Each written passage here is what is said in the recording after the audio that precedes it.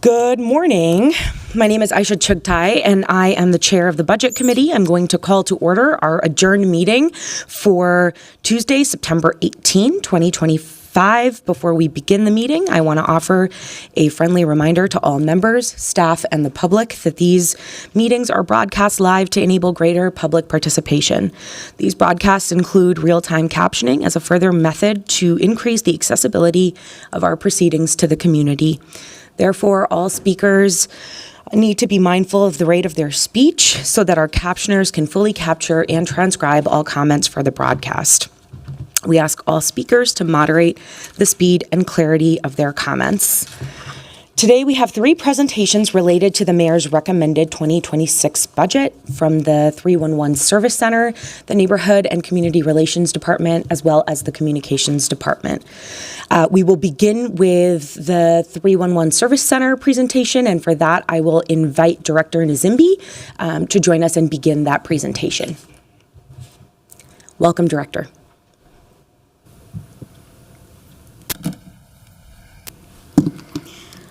Again, my name is Mwende Nzimbi, and I am the 311 Service Center Director. Good morning, Chair Shugtai and members of the Budget Committee.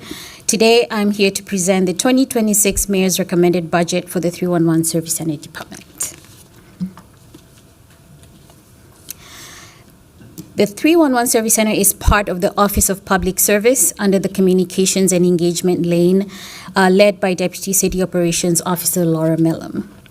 I want to take a moment and thank DCOO Mellum for her consistent support since joining the city shortly after the 311 Service Center merger. She has helped elevate 311's visibility, highlighting our critical role in city operations and strengthening awareness of how we support departments across the enterprise.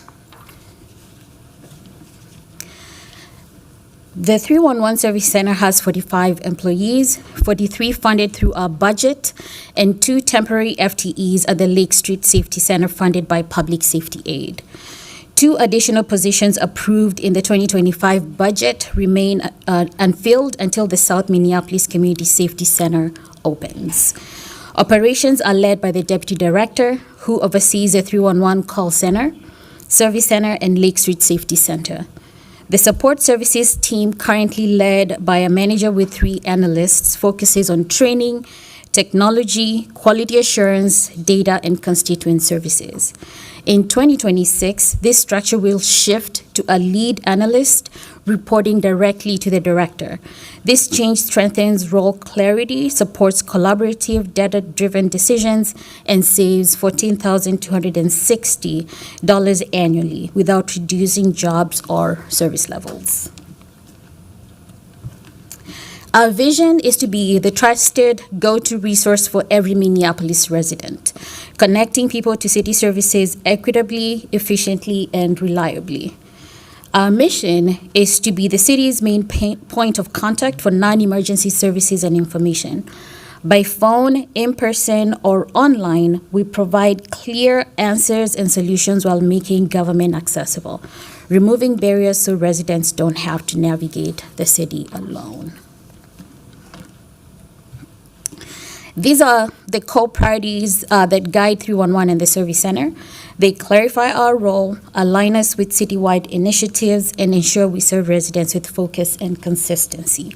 First is enhancing public service by delivering timely, accurate information, supporting transparency, and helping residents get quick answers. Secondly is supporting city operations. We partner with departments to ensure residents receive consistent information and that our work aligns with city goals. Third is promoting public safety. We provide non-emergency services that ease pressure on 911 while still connecting residents to the right resources. We developed these priorities after the 311 Service Center merger to give us clear direction. Today, they ground our work daily and directly support citywide efforts to build trust and a safer, more responsive community. This slide highlights key management decisions made to improve efficiency and service. FTE neutral alignment, we evaluated our roles and responsibilities to support both 311 and the service center without increasing staffing. Appropriate use of 311 initiative. This is a new initiative that we launched in July of this year as a final step in a 2-year effort to clarify how 311 supports departments.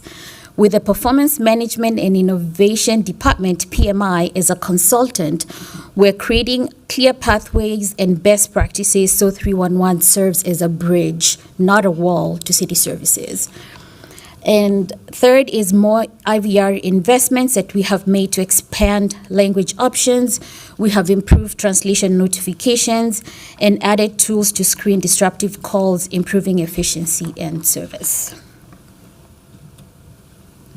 Some of our key achievements in 2025, under staff and stability, we strengthened workforce stability, achieving a low turnover rate of 4.49 as of August 31st. We have expanded bilingual capacity with new Spanish and Somali-speaking staff and streamlined agent training from 8 months to just 4 months. Ongoing refresher trainings delivered by subject matter experts from city departments are ensuring 311 information remains current and accurate. Under innovation and access, in 2025, we launched new services to improve resident access. Police reports became available at the East Lake Street starting May 12th, and our virtual 311 service at the Service Center launched May 19th, providing residents with additional ways to connect with the city. Additionally, we are continuing to advance the new CRM project, incorporating feedback from both residents and city departments to improve future service delivery. These achievements reflect our commitment to building a skilled, stable workforce while innovating to make city services more accessible and responsive. This next slide shows more achievements under community engagement. In 2025, staff will have participated in 20 community events, strengthening outreach and visibility across the city. We are focused on educating residents about when to call 311 versus 911. Also, based on the overwhelming feedback we received from residents about the new CRM, it was clear we needed to create meaningful feedback loops. In response, we just created new tools, QR codes, and online forms so residents can quickly share their experiences and help us improve. And lastly, under enterprise collaboration, we continue to work closely with departments to improve services and increase understanding of 311's role across the enterprise. Also, what began as a partnership with United Way 211 to explore recommendations under the Safe and Thriving Communities report has now grown to include discussions around aligning 211, 311, 911, and 988 services. And lastly, in the fourth quarter of this year, we will be rolling out enterprise-wide training for city departments. This training will focus on service standards, SLAs, using the 311 dashboard, and partnering with 211 and 988 to ensure more consistent service delivery. These accomplishments show that we are not only improving our own operations in our department, but we are helping build a more resident-centered, responsive, and strategic city service model for the future. And I'll move on to highlight some of the key risks for the departments the department is managing. First, our current CRM, Lagan, is outdated and no longer meets enterprise needs. This system is also costly to license on a user basis. While we are in the process of replacing Lagan, the new CRM will not be implemented until Q4 of 2027. So Lagan will remain our system for the next 2 years. Second, as we continue to expand access and provide services in multiple languages, we are seeing our translation costs are increasing. Lessons learned from the past year. First, our work with the Minneapolis Advisory Committee on People with Disabilities reinforced the value of direct engagement. We did 2 presentations to this committee, one on the new CRM and the Service Center, which led to practical suggestions for making systems and services more user-friendly, accessible, and effective. Secondly, we have a focus on continuously ensuring all residents can connect to city services and information, removing barriers wherever possible. And third, we're reinforcing 311's role in public safety. People don't always see the connection between 311 and public safety. Reporting issues such as streetlights that are out, icy sidewalks, blocked storm drains, or other non-emergency concerns helps keep communities safe. Now we will take a closer look at our outcome Minneapolis performance measures. These measures align with the department's priority objectives I mentioned earlier, which define the core mission and daily work of the Service Center, 311 Service Center Department. While our priority objectives remain constant, the specific performance measures can evolve to reflect changing resident needs, department initiatives, or city priorities.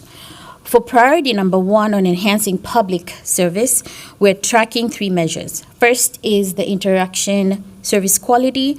We review 2 calls and 2 emails per agent per week to ensure accurate and complete information.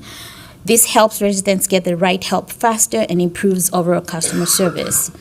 The second measure is the percentage of service requests resolved within the service level agreement, or SLAs, and this tracks how quickly requests are completed according to expected timelines. And lastly, we are tracking the percentage of service center interactions that were resolved within a single visit, which ensures residents can get what they need efficiently without multiple trips. This slide breaks down the performance measures for that first priority, enhancing public service. Measure 1, we improved from 91.21 in 2023 to 91.89 in 2024, with a target of 94% in 2025, which we are already meeting. It shows a steady focus on accuracy and quality in every interaction. Under Measure 2, as of August 31st this year, we are at 88.8% and targeting 90% in 2026. For Measure 3, this measure was newly tracked starting 2025 for the Service Center. As of August 31st, we're at 95.33% with a target of 96 in 2026.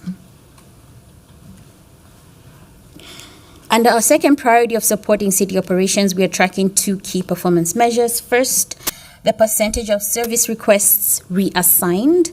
This shows how effectively requests are routed to the correct department by our agents on the first attempt. Lower reassignment rates indicate clear intake processes, saving staff time and reducing resident frustration. The second measure is a percentage of referrals to subject matter expert counters at the service center with complete and accurate information. This ensures residents arrive prepared and at the right place, reducing repeat visits and improving the overall experience. Under this priority, Measure 1, in 2023, 3.32% of requests were reassigned, improving slightly to 3.18% in 2024. As of August 31st, the rate is down to 3.13 with a 2026 target of 3.1. While these numbers may look small, even a fraction of a percentage represents hundreds of requests. So these incremental improvements matter for both residents and departments. Under Measure 2, our performance as of August 31st was 99.9%, with a goal of maintaining that same level into 2026. For Priority 3, while 311 is not an emergency response service, we play a key role in supporting the city's broader public safety efforts by handling non-emergency issues and connecting residents to the right resources. Under this third priority of promoting public safety, we're tracking 2 key performance measures. First is a percentage of police reports entered by 311 agents and approved by MPD. Reports may be rejected if they are missing key details like a license plate number or the vehicle identification number or VIN in a car theft. This measure reflects the accuracy and quality of the reports we take at 311. High approval rates show that residents can rely on 311 to handle reports correctly, saving both time for the public and MPD. Second is a percentage of public safety-related interactions with complete, reliable information. For that measure, we review 2 calls and 2 emails per agent weekly, covering areas like 911, fire, police, and public works. This helps us spot trends, respond faster, connect residents to the right help, and strengthen collaboration with law enforcement. To the right is a QR code to access the performance dashboard on the city website. Under Measure 1, for that priority number 3, in 2023, the approval rate was 97.19. As of this year, we're at 99.04, with a goal of reaching 99.5 in 2026. For Measure 2, in 2023, we were at 94.5. That improved to 97% as of August this year, and we have a target of 98% in 2026. In this slide, you will see that our overall budget is increasing by 4.56%, which is about 308,962. This growth is driven by an increase in higher internal service charges, primarily IT and rent. In 2025, total budgeted FTEs are 45. This includes 2 vacant positions for the South Minneapolis Community Safety Center, which remain unfilled until the center opens. In this slide, however, the total FTE count shows 45 FTEs filled with 0 vacancies based on the 2 public service aid funded positions that are not included in our department budgeted FTE count, as they are temporary FTEs, but we do obviously consider them part of our team. Because of the 2 South Minneapolis Community Safety Center vacancies, the department is projected to come in under budget for 2025, and we are not reallocating those funds elsewhere. In 2026, the mayor's recommended budget shows a net decrease of 2 FTEs, reflecting the removal of the unfilled South Minneapolis Community Safety Center positions. These are proposed to be restored in 2027. Since the Lake Street positions are funded through late 2026, specifically November, and will transition to the new safety center, we will not need lead time for hiring. If the center opens earlier, before January 2027, the department is prepared to absorb the 1-month funding gap. Finally, as of the time this report was prepared, we have 1 additional vacancy, a 311 agent, that we will start the process of filling. And now we will take a look at department updates, and we'll start with the 311 call center. This slide shows our 311 call center data from 2022 through 2025. Beyond overall call volume, it highlights how residents are interacting differently with 311, especially since we launched our interactive voice response, or IVR system. At the May 5th Administration and Enterprise Oversight Committee, I did a deep dive into these numbers, but today I want to highlight the IVR. The IVR went live in late 2023, making 2024 our first full year of data. That's why you see a new metric in row 3 that calls handled by IVR. Out of 361,749 total calls that came into 311, more than 100,000 were resolved entirely within the IVR. As of August 31st this year, about 65,000 calls have been completed without needing an agent. This saves residents time, reduces wait periods, and allows our agents to focus on more complex or sensitive issues. This impact is significant. 2 years ago, 311 was severely short-staffed and struggling to meet demand. Based on workload trends, we would have needed 3 to 4 more staff to keep up. Instead, the IVR has absorbed much of that volume, stabilizing operations without compromising service. Clearly, the decision for more investment into the IVR has paid off. To be clear, this doesn't replace staff. Our agents remain essential for the complex, high-value interactions that only a person can handle. But IVR ensures their expertise is focused where it matters most, making this a strong example of how technology and staffing strategy together have strengthened the department. This slide provides some additional data as part of the impacts of investing in the IVR. Average wait time has improved from 4 minutes in 2022 to 1.3 minutes in 2025, and abandon rates have dropped from nearly 15% to just over 3%. This shows that residents are reaching agents faster and staying on the line, thanks in part to our IVR system. Percent time actively handling interactions has stayed fairly steady, while percent time available to receive interactions has increased from under 4% to over 26.64%, giving agents capacity to take calls efficiently and manage their workload.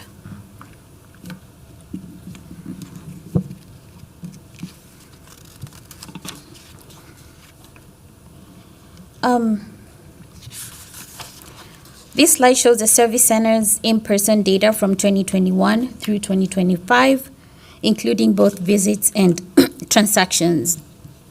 The 2025 data is through August 2025. We have seen a steady increase in visits from 9,748 in 2021 when we opened the service center to over 20,000 in 2024, and a corresponding rise in transactions. This reflects the service center's role as a true one-stop shop where residents often complete multiple tasks in one visit. This next slide shows the in-person data for the Lake Street Safety Center through August 31st, 2025. Over this period, the center served a total of 335 residents and customers, spanning a wide range of services. This data also highlights the safety center's role as a local hub where residents can access multiple services in one place, helping to streamline support and improve access to critical resources in the community.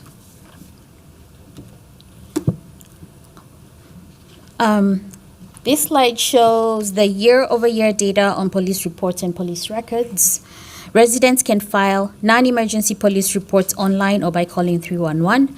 When this responsibility shifted from 911 in 2021 to 311, we received 10,789 reports, which is about 37% with 311 agent assistance. By 2024, reports grew to 19,619, which is an 82% increase. At the same time, fewer residents needed agent help, showing residents are getting more comfortable with online forms. This trend improves efficiency while freeing agents for more complex needs, though many reports still start with a quick 311 call for guidance. For police records, which must be handled in person at the public service building, demand is also rising. In 2024, we processed 6,596 transactions, which is 25% of all service center walk-up activity, underscoring the continued importance of in-person service.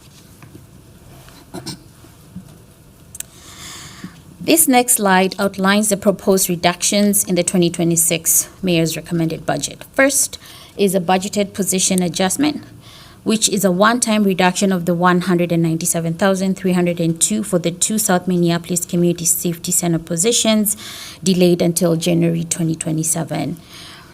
As I mentioned, the current Lake Street staff are funded by the Public Safety Aid through November 2026 and will transition to the new center when it opens. If the center opens before January 1st, 2027, the department will cover December 2026 with existing resources. This delay has no impact on service levels. Reduction number 2 is professional services.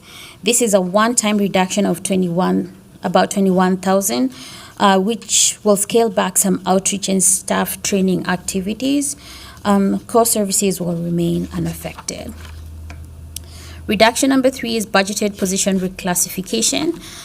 This is an ongoing reduction of a little over 14,000 from realigning roles discussed earlier. This improves clarity and efficiency without affecting access or service delivery.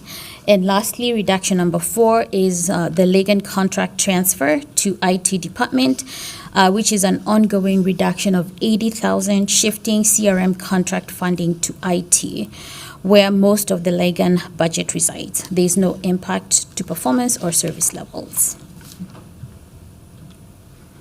This concludes my prepared remarks, and I will now stand for questions. Thank you for that presentation, Director. Before we continue to discussion, I'm going to ask the clerks to call the roll so we can verify the presence of a quorum. Councilmember Payne. Present. Wansley is absent. Rainville is absent. Vitar. Present. Ellison is absent. Osman is absent. Cashman. Present. Jenkins is absent. Chavez. Present. Chowdhury is absent. Palmisano. Present. Vice Chair Koski. Present. Chair Chugtai. Present. There are 7 members present. Let the record reflect that we have a quorum. I will remind my colleagues that we will be using speaker management today, so please make sure to sign in. With that, I will ask if any members of this committee have questions related to this presentation. I'll first recognize Councilmember Cashman, followed by Vice Chair Koski. Thank you, Chair Chugtai, and thank you so much, Director Nzimbi, for this presentation and all of the metrics that you've shown here.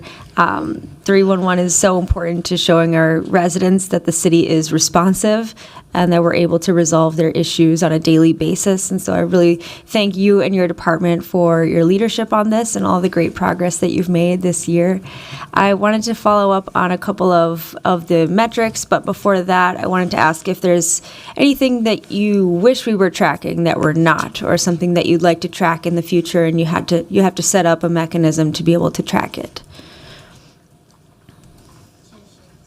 Councilmember Cashman, thank you for the compliments and for the question that you asked.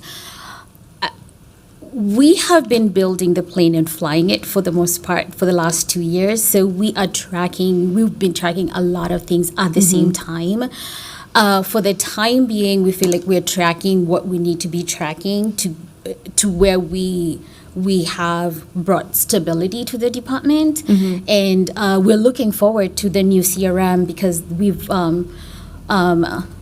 expect to have a finalized contract by the end of this year so we can start the build out in 2026, and that will come with a lot of, as we see what the capabilities of a new system will come up with a lot of ideas of what else we need to track, but for the time being we feel we are tracking what we need to track. Thank you. And then as far as resolutions that are available to 311 agents, are they sufficient, or are there any types of problems that constituents contact you that go unresolved because there is not a clear resolution to it? Chair Chugtai, Councilmember Cashman, again, we feel like we are doing our best to resolve all the issues that come to us and pointing residents to where they need to go. As I said, we've been looking at the needs assessment for the department in the last 2 years. There's a lot of things that we have done, a lot of gaps that were existing, and we've been working very closely with departments in figuring out where to get answers or how to get answers and what the timelines are, and making sure that everything that comes through us is resolved. Now was a gap that was existing where when stuff was coming to 311 and we passed it on to the department, there was no one to bridge that gap, and so we stood up and said we will be the lead with this work, and so we're following up.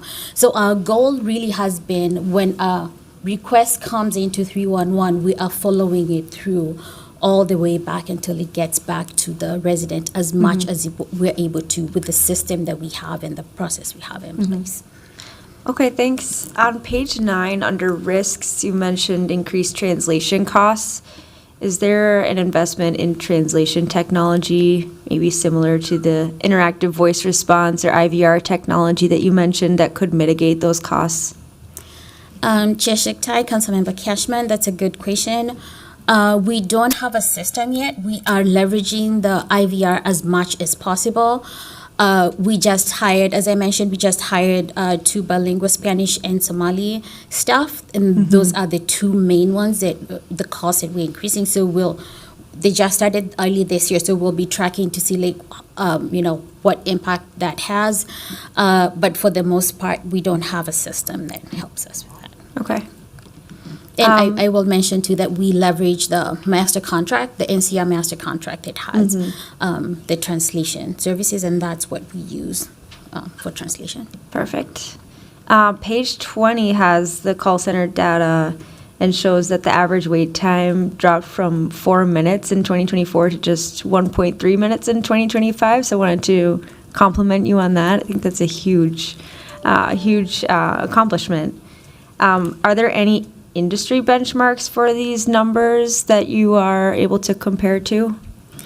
Chair Shiktai, Councilmember Cashman, we have been looking, our support services team, our analysts have been working closely to see, as we are trying to bring stability to the department, looking at the numbers, and also we're trying to look at what the benchmarks are, industry averages. And we have to compare them with the private sector call centers, but also we have some metrics for 311 call centers in the country. So currently, the average wait time is about 60 to 90 minutes right now. So we are about there, and that's 60 to 90 minutes for 70% to 80% of all the total calls. Did you mean seconds? Seconds. No, yes. Yeah, sorry. Yes, seconds. Got it. Yeah, so at least 70 to 80% of all total calls should be around the 60 to 90 minutes, considering that the needs, the calls that come in vary, the support that is needed varies. So like, for example, police reports take 30 to 45 minutes for one. Seconds, So, yeah. Okay, thank you. And then last question was about the Lake Street Safety Center. Looked like the largest number of services provided were through other city services and other outside services. Could you explain what those categories encompass? Yes, through the chair, Councilmember Cashman, other city services are services that are not provided at Lake Street, but are provided at the service center in downtown. So Lake Street is being a temporary space. We don't have a full service center where we do the service center, the PSB. We take payments. We do way more than at Lake Street. So those are other city services that we refer them to the service center in downtown, and for some of the processes, we found ways, the managers have found ways of just not referring people to come to downtown, but helping them, but directly connecting with downtown to get the solutions. Other outside services, the space that we're in right now at Lake Street was a former dentist office, so we're still seeing people coming in looking for the dentist office, or people coming in to ask for napkins or to use the bathroom. So it just speaks to we need to do more engagement to create awareness of what we are doing in that space. Is there a public bathroom available? No, there's not. Okay, interesting. Okay, thank you so much. Wonderful, thank you. Next, I will recognize Vice Chair Koski, followed by Councilmember Palmisano. Thank you, Madam Chair. Thank you so much, Director, for the presentation, and thank you so much for your partnership and hard work. I can say as a council member, I've only been here for 4 years, but there is a significant change and feel in the way that 311 team has been able to deliver and how we feel it. And so you can see that the statistics, we see the data, but we really feel it. And so thank you so much for all of your hard work and everything that you've done to make sure that this has happened. It does not surprise me to see those numbers, like the call waits, for example. And so I just think that it's just been incredible to watch the progress and see the difference. So thank you so much. I just had a couple other questions. I just was curious to know, thus far, have there been any key learnings from the Lake Street Safety Center that you will incorporate or maybe not incorporate in the South Minneapolis Community Safety Center?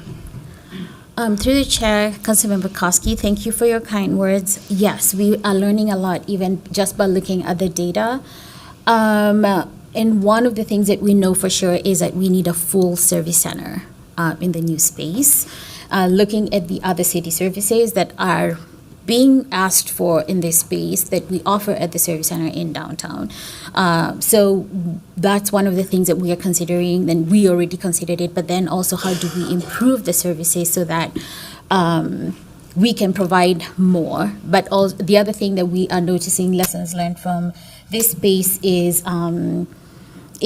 to work even more consistently with the partners to make sure that we have a cadence on when they're going to be on site to meet with residents that come in.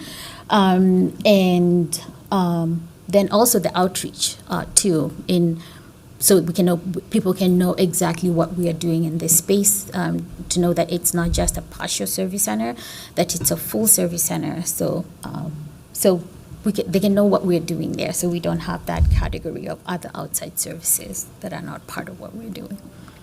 Great, thanks. That's helpful to learn and exciting as the next year unfolds and you have more time to gather that information too. This is more of a specific question around I'm not sure what slide number it was, but it was around the contact and how people are contacting 311. So I noticed, I believe in 2023, it looked like the email and mobile app was significantly, there was a bit of a jump there. And then now we've kind of seen it fall off. What was that increase caused by?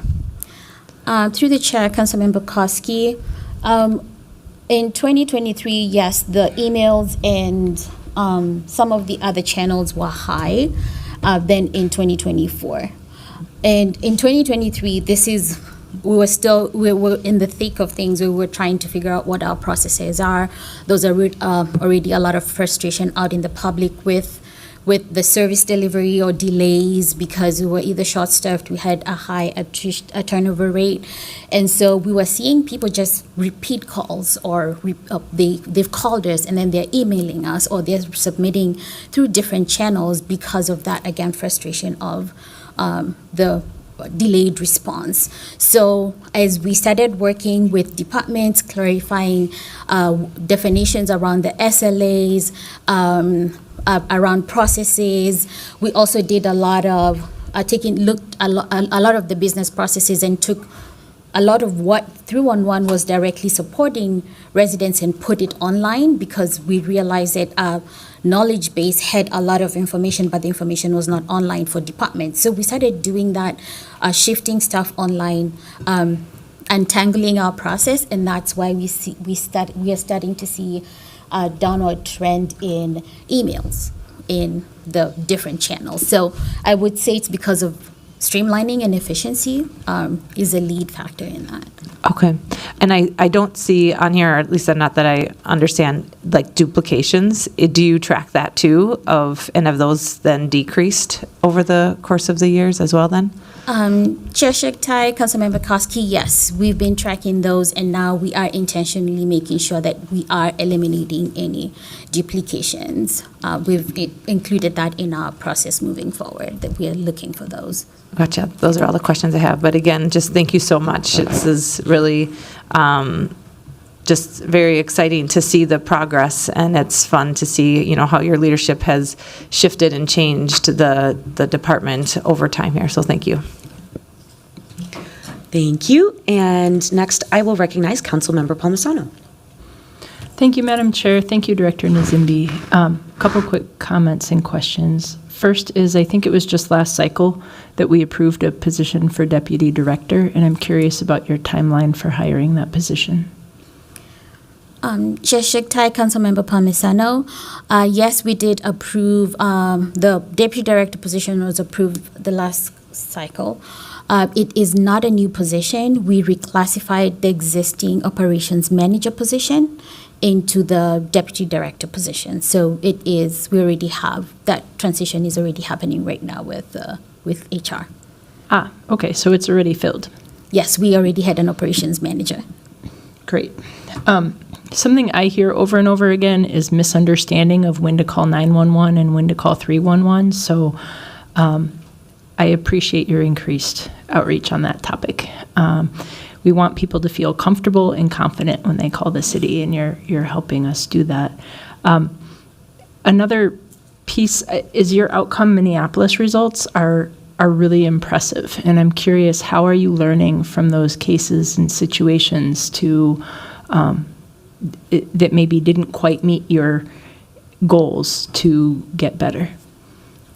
Through the chair, Councilmember Palmisano, it has been very interesting for us to look at this data because we're being more intentional and now tying it to our new priority objectives. It has been helpful to see where we're at. It gives us a good snapshot of where we're at. Given all the work that we have done in the last 2 years, it shows us where we started at and the increase, the impact of the work that we have been doing, and it's helping us set what our goals, realistic goals for 2026, but it also shows us how we can continue working with departments to improve service delivery.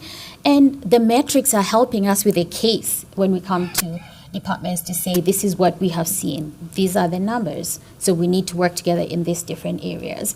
I think the metrics are also helping us prepare for what is yet to come. For example, the public safety metrics have been specifically important for us as we prepare. We know with the Safe and Thriving Communities report, one of the recommendations was to transfer more of the public safety, non-emergency work to more of it to 311. And this shows us the success that we have had in this area. And then the numbers being as high as they are, started at 97% when the work was transferred from 911, and now we are about 99 or close to 90, the 90s. It shows the readiness, but also how well the departments have given us good scripts so that we are able to support the residents, and then seeing what we've learned from that as we anticipate this new work that will be coming, the new forms, non-emergency online forms and support that we'll be doing in the future when it comes. So there's a lot of things that we are learning from these outcomes. Yeah, I'm curious are you seeing, you point out, and Councilmember Cashman touched on the Lake Street Safety Center, but my question is, it still seems like the biggest number of interactions is for other outside services. Are you seeing any increase of people coming to use our services? Through the chair, Councilmember Palmisano, yes, if we do the month over month, we are seeing an increase. That data for East Lake Street was actually important, looking at the month by month, because we opened in November.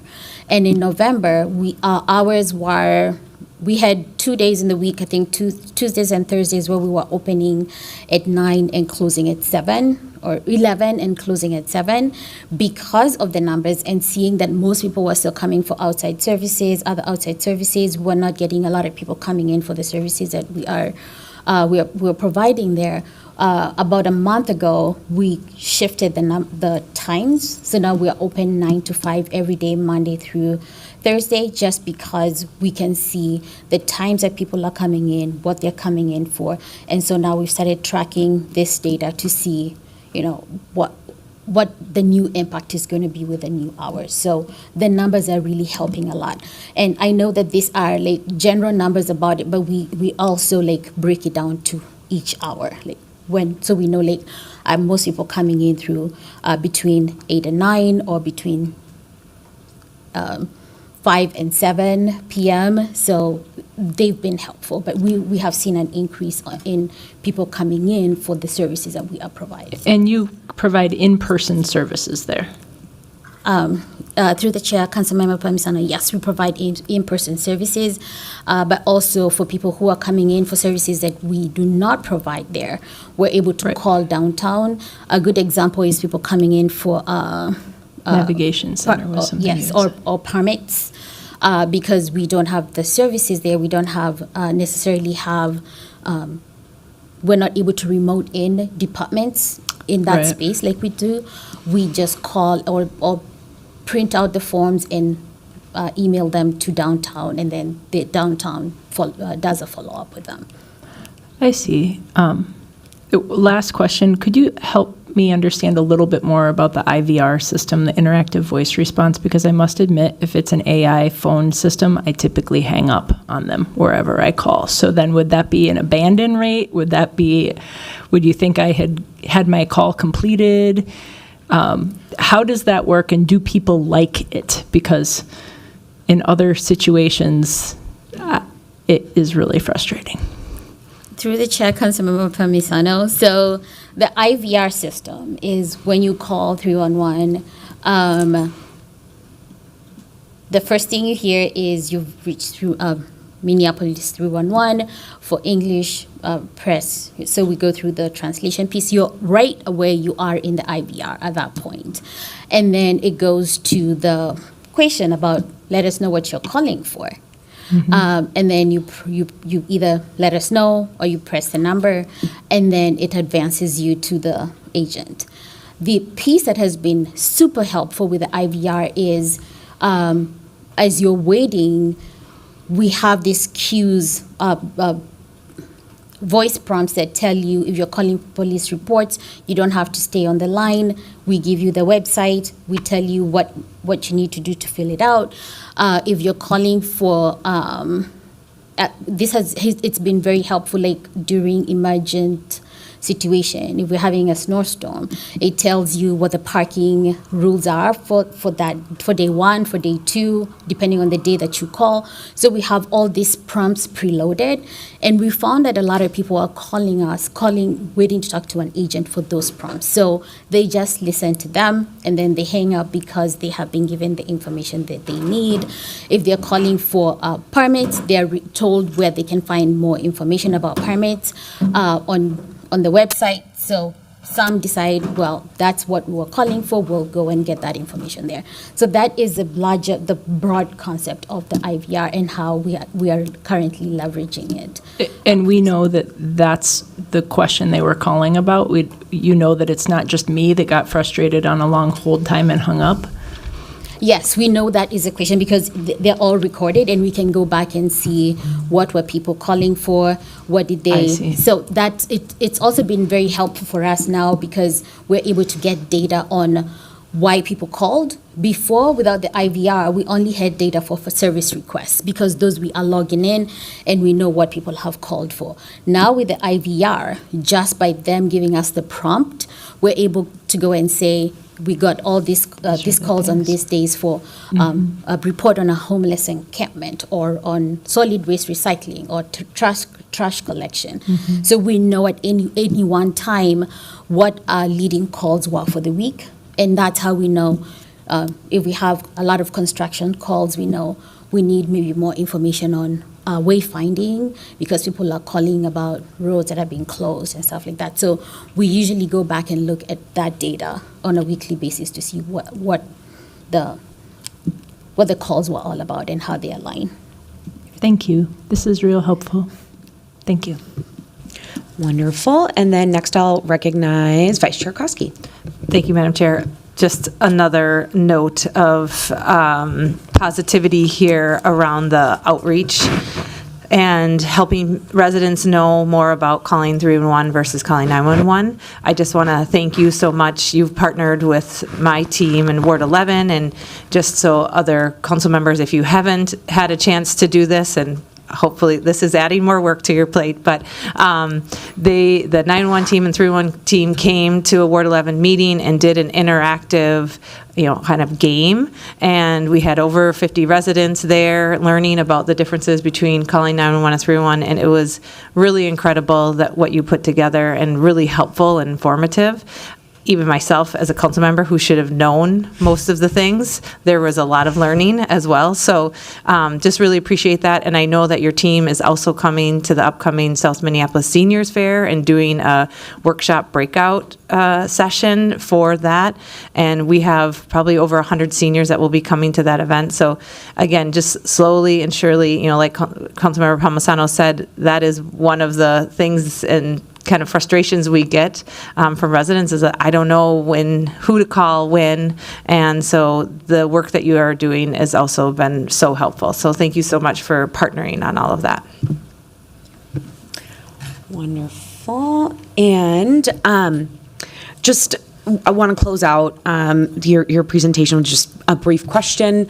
I am wondering, and I'm sorry if I missed this in your presentation, the login transfer to IT. Can you just help explain the context there and why that's happening, or types of impacts it could have on implementation of? Sure, Shaktai, thank you for the question. So over time, the 311 budget, those funds that were appropriated to the 311 budget for Ligon for system updates or licenses over time, so it came up to 80,000.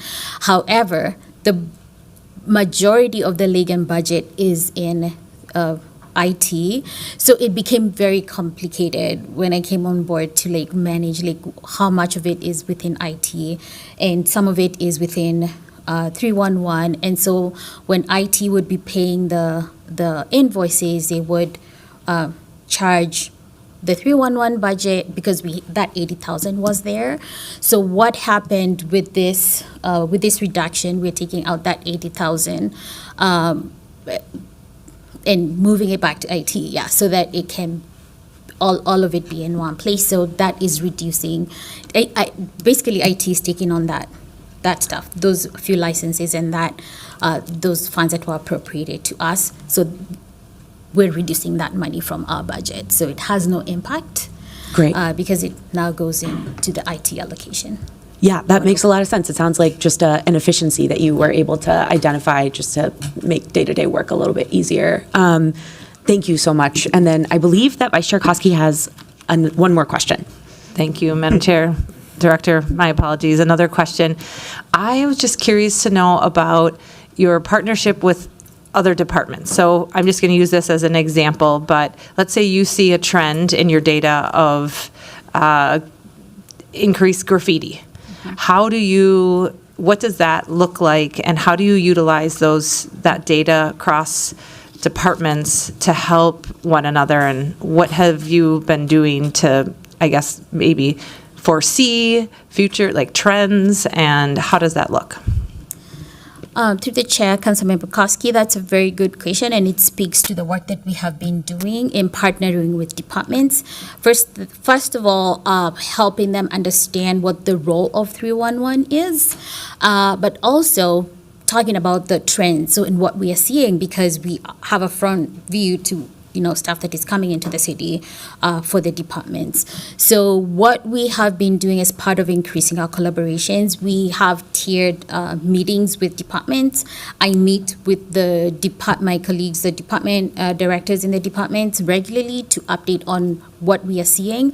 But the managers also have cadences with departments to talk about data that we are seeing, trends that we are seeing. On a quarterly basis, we run the SLA reports by them, not only to show them what is coming in, what are the top trending categories for each of the departments, but how they are meeting the SLAs, the percentages, and then we're asking for explanations for percentages that are below the thresholds that we have set for the year, and then we work together to figure out what we could do better. Is it because of our processes that we have in place? Is there anything that we could do better to make sure that the departments are being more responsive, more information that we need to provide to them? So we're having a lot of conversations, and that's how we even came up with an SLA policy. So we are, as we're doing that, we're also creating a nomenclature for what stuff means, like definitions for what SLA policy means, what close means, what closing a request means, so that we're all on the same page. But there, we have multiple levels of collaboration. Depending on the department too, there are departments where we have bi-weekly meetings, others we have monthly meetings. It just depends on what the trends that we are seeing. Thank you. That's super helpful. Wonderful. Thanks. Wonderful. So with that, I'm not seeing any further discussion, and I will direct the clerk to file that presentation. Thank you again for your presentation and for answering so many questions for us. With that, our next presentation is from the Neighborhood and Community Relations Department. For that, I will now invite Karen Moe, the Director of Neighborhood and Community Relations, to join us and begin that presentation. Welcome, Director. Good morning. Good morning, Chair Chugtai, council members. Thank you for having me. My name is Karen Moe. I'm the Director of Neighborhood and Community Relations, and I'm here today to present on the Mayor's proposed budget for 2026 for the Neighborhood and Community Relations Department. As I get started, I say this every presentation, I'll be using a shortened term for our department. I use the acronym NCR as we move through this presentation. First, as Director Zimby noted, Neighborhood and Community Relations falls under the Office of Public Service and under the lane of communications and engagement under Deputy COO Laura Mellum. I do want to note that this works out well for us as 311 just presented, and you may note following us as communications, the three departments actually work quite collaboratively. We have historically, and this alignment under Director Mellum has worked out well for us in terms of being able to leverage all of the resources and values that we bring across all three departments. NCR, similar to 311, is also somewhat external facing, but a lot of our work actually is internal facing as we support all city departments as they develop their engagement work. The slide before you here is a representation of how our department is structured, and this shows how we get our work done. Along with myself, we have 5 different teams. The Deputy Director oversees the Programs Administration team. That's 4 staff that work to support all of the work of the department, all of the teams. In addition, we have the neighborhood programs. There's 5 staff that make up that team, including 1 manager and 4 neighborhood specialists. There are 2 neighborhood specialists 1 and 2 neighborhood specialists 2. We have a team of community engagement specialists that includes 8 staff, a manager, as well as 7 community engagement specialists that work to support our city staff on understanding how to most effectively engage all of our community members. We also house the Office of Immigrant and Refugee Affairs, and this year we're happy to say we have 2 full-time staff working in that. Along with Director Rivera, we have a community relations specialist. And new this year as well, we have the body of work that supports our LGBTQIA+ community members. NCR believes that when residents are informed, connected to their community, and feel represented in city government, they are empowered to influence decisions that impact their lives. We do this by making sure that all residents are engaged equitably about issues that impact them on a local level, by addressing and removing barriers to civic participation and meaningful engagement in city programs, services, policy development, and activities, and by supporting a citywide network of strong, vibrant, and functional place-based engagement organizations known as our neighborhood organizations. As we moved into 2025, when we thought about some of the priorities for our department and how we use our resources, one of the things that I'm sure you're all familiar with was really looking at how our city was prepared to continue to welcome all of our residents. And that meant both for city staff as well as our residents themselves. We also had a new program area that we had to implement, including hiring staff and then implementing a whole new program focusing on our LGBTQIA communities, including implementing the Trans Equity Summit. We also wanted to make sure that we continued to celebrate and nurture our relationship with our community of people with disabilities. This was a significant year, and so we wanted to make sure that was a priority for our department and for the city. As a service department, we also wanted to make sure that we continue to look at how we improve supporting all of the engagement efforts, all of our city colleagues. And then lastly, we have been looking at, over the last 3-5 years, how to increase the efficiency internally within our department. I'm going to touch on a couple of the things that we are finalizing through the 2026 budget, but this is something that we've been initiating by looking at positions within our department, restructuring positions, utilizing vacancies to analyze, are we most effectively managing our department? And so that was another priority as we moved into this year.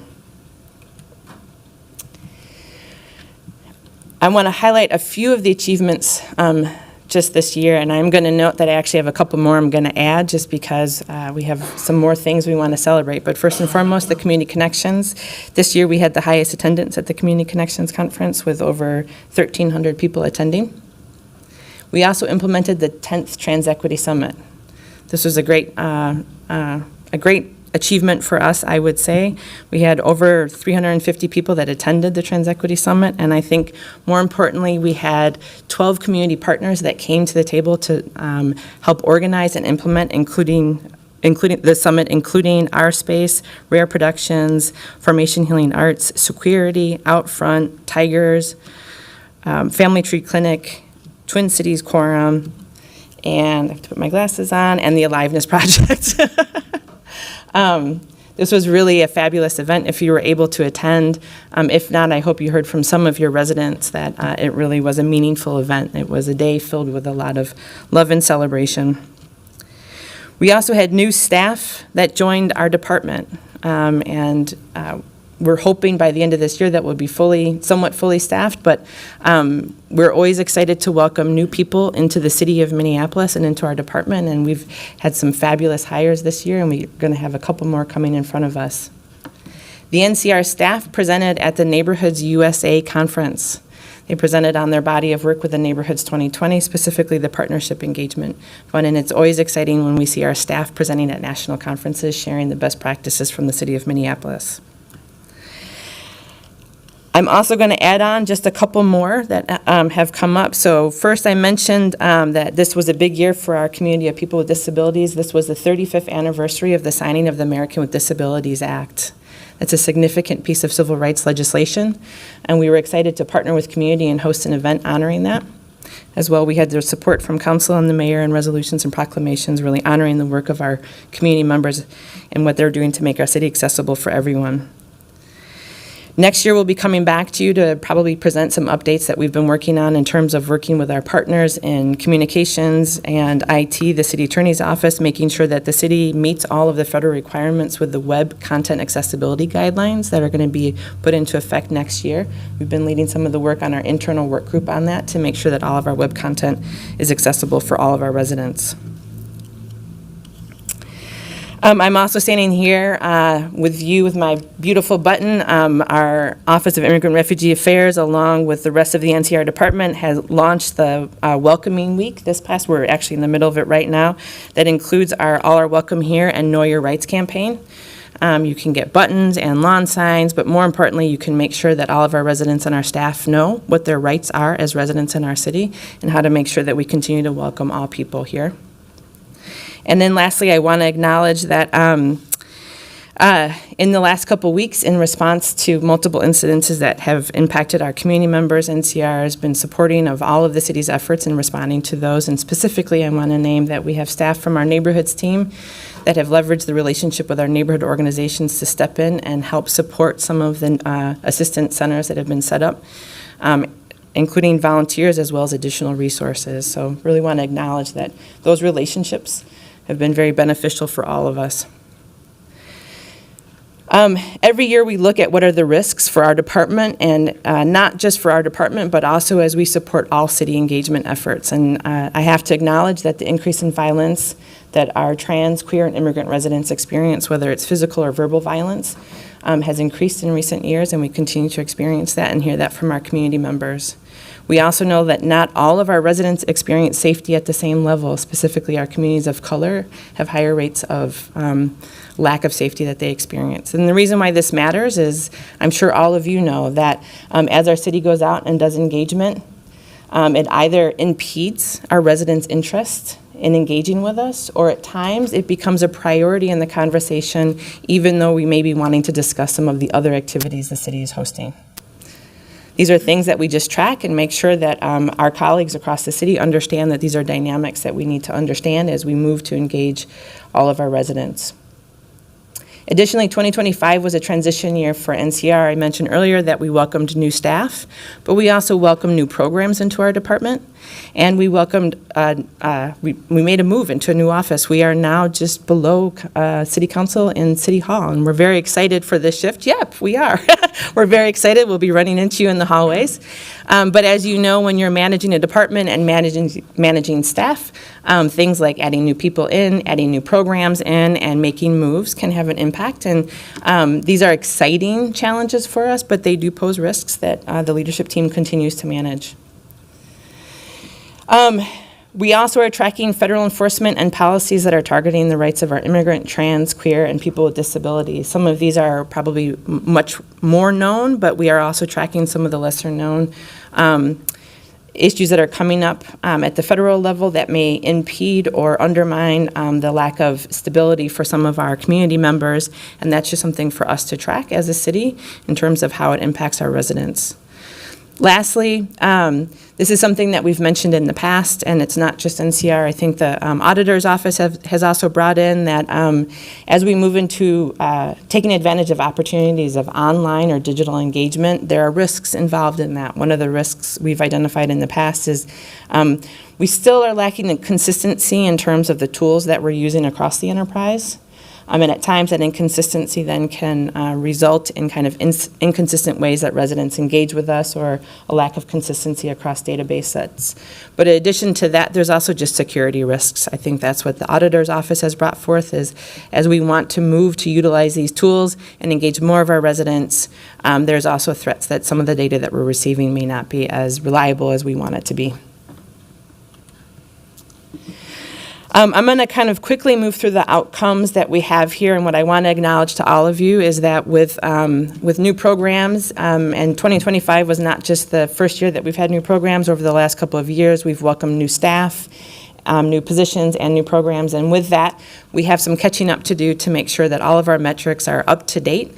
I will say that we have been actively working with the Performance and Management Innovation team. You'll remember that we used to have a dashboard that was housed on our department's webpage, and that has been updated to meet the city standard with PMI, the Performance Management Innovation Team, and we're excited about that opportunity to have a more up-to-date dashboard.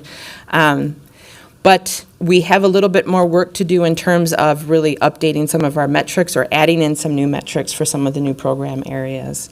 I would welcome you and all of our residents to go to our webpage. You can find a link to the dashboard to get a more in-depth update on all of our metrics, and I'm just going to touch on a couple here. First of all, one of the priorities, as I referenced, is that NCR works to ensure that all city departments are well-equipped to conduct effective public participation. There are a handful of measures here that we use to track that information, and here I'll just highlight a couple. One of them, as I referenced, is the ADA grievance system. We run this in collaboration with our partners in 311, but we also work across the entire enterprise to receive those calls from our residents. In 2024, you can see that we received a total of 91 calls, and the breakdown between complaints and inquiries. One of the things that we do proactively to make sure that all of our city colleagues have access to information about how to most effectively engage all of our residents is offer a series of learning labs. Been doing this for a number of years. This really breaks down not just the basics of community engagement, but most specifically how to engage our Native American community effectively, how to engage our African American community, how to engage our people with disabilities effectively. What you can see is in 2024, the total number of people, this is a unique number that completed learning labs or participated, was 301. Our goal in 2025 is 350, and we'll continue to increase that goal in 2026 as we hope to have 400 people across the enterprise and community members participate in these learning lab series. Another way that we meet this goal is through partnering with community-based organizations to provide direct services to some of our community members that have specific needs. This includes our immigration legal services and those services for our seniors. I want to note here that the chart in front of you includes numbers from 2024, and then the target numbers are for 2025. Those are not up-to-date numbers. We will hopefully come back to you soon as we wrap up 2025 with more in-depth numbers. What I can share as of right now is that for the immigration legal services, including the funding that we had in our budget in 2025, the one-time or additional funding, from January 1st through May 31st, I can report that 1,281 people received services, and that based on that, we're projected to serve over 3,000 people in 2025. I want to note here for both of these, the numbers actually reflect unique number of people served, not necessarily services. So as we look at the numbers, what I will note for both people that are receiving legal services and for our seniors, many of them are actually receiving more than one service. Oftentimes someone comes for one thing and then they're able to access additional services. This is the unique number of people that are served. In 2024, for our senior services, in addition to the 1,988 unique seniors that were served, we also had 358 unduplicated adults that received transportation services for a total of 3,226 rides. We have some funding available to us in 2025 and beyond for those services, so we'll add one of the things that we'll have to do is add that metric in onto our dashboard on an ongoing basis. Another area that we track metrics is in how we support our neighborhood organizations. You can see here there's a handful of metrics that we've used. We've used these over a number of years. Many of you are familiar with these. Normally I highlight things like the number of volunteer hours and the dollar leveraged by our neighborhood organizations, but this year I actually want to take a moment to highlight a couple of the services that our NCR staff provide to support our neighborhood organizations. You can see here, two of the services that staff offer is financial touch points. This means we support our neighborhood organizations in completing some basic financial paperwork, but in addition to that, we can do anything around an array of services, including up to agreed upon procedures. This really makes sure that these organizations are highly trusted by their residents as well as us in the city in terms of assuring that they're good stewards of these public dollars. In addition to that, NCR staff provide board trainings. This can be anything from a basic board training up to anything specifically needed by an organization in response to what they request. In 2024, you can see NCR staff provided 91 financial touch points and 249 board trainings. You'll notice both of those numbers are a little bit high from 2023 and 2024, and that was really just a result of NCR staff prioritizing some additional financial touch points and board trainings as we transition into a new program year. NCR staff felt like it was necessary to spend a little bit extra time making sure that neighborhood organizations, as they implemented the new Neighborhoods 2020, felt supported and had the resources that they needed. As you'll see, both of those targets kind of level off, so as we move forward in 2026 and beyond, those targets are going to remain consistent. I will note that, of course, NCR staff are always able to respond to needs from and requests from our neighborhood organizations. Now I'm going to move into our budget, and I'm going to point out a couple things that may jump out to you just to make sure that we can that you're fully aware of what's going on here. What you'll see is but from 2024 to 2025, when we look at all of the funds in our department spread across how we use those funds, it looks like there's quite a jump from 2024 in how much we actually spent into what was the projected budget for 2025, and then there's a drop down into 2026 for the recommended budget. I want to note that all funds includes not just general funds, but we also have some remaining neighborhood revitalization program funds. We often refer to those as NRP funds. Those have already been obligated to neighborhood organizations, but they do run through our department. And so what you'll see here is not just at new funding that came into NCR in 2025, and that would include the new program areas, the new staff, and any ongoing or one-time funding in our department in 2025. But it would also include what was projected in terms of what we anticipated neighborhood organizations would be spending out of the NRP funding. In addition to that, there was just a little bit of community development block grant funding, often referred to as CDBG funding. I think I'm going to move forward into really just focusing on the general funds. I think this might give a little bit more of an accurate picture in terms of thinking about how the general funds support the activities of our department, including both the staff and the program areas. You'll still see there was a little bit of a jump from the 2024 actual spending into the 2025 adopted budget. And as a reminder, we did have some new programs move into our department, some ongoing and additional funding that we received. We'll move forward into talking about the 2026 budget in just a moment.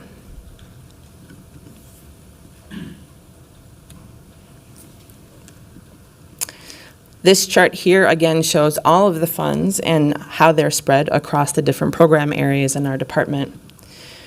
I'm going to take a moment here to acknowledge that a number of years ago when I came in as the director, one of the things that we did is started to look at kind of internally the structure of how we assigned our staff and how we defined our program areas. And as our department has grown in the last few years, I'll acknowledge we've added in the Office of Immigrant and Refugee Affairs and now the LGBTQIA work.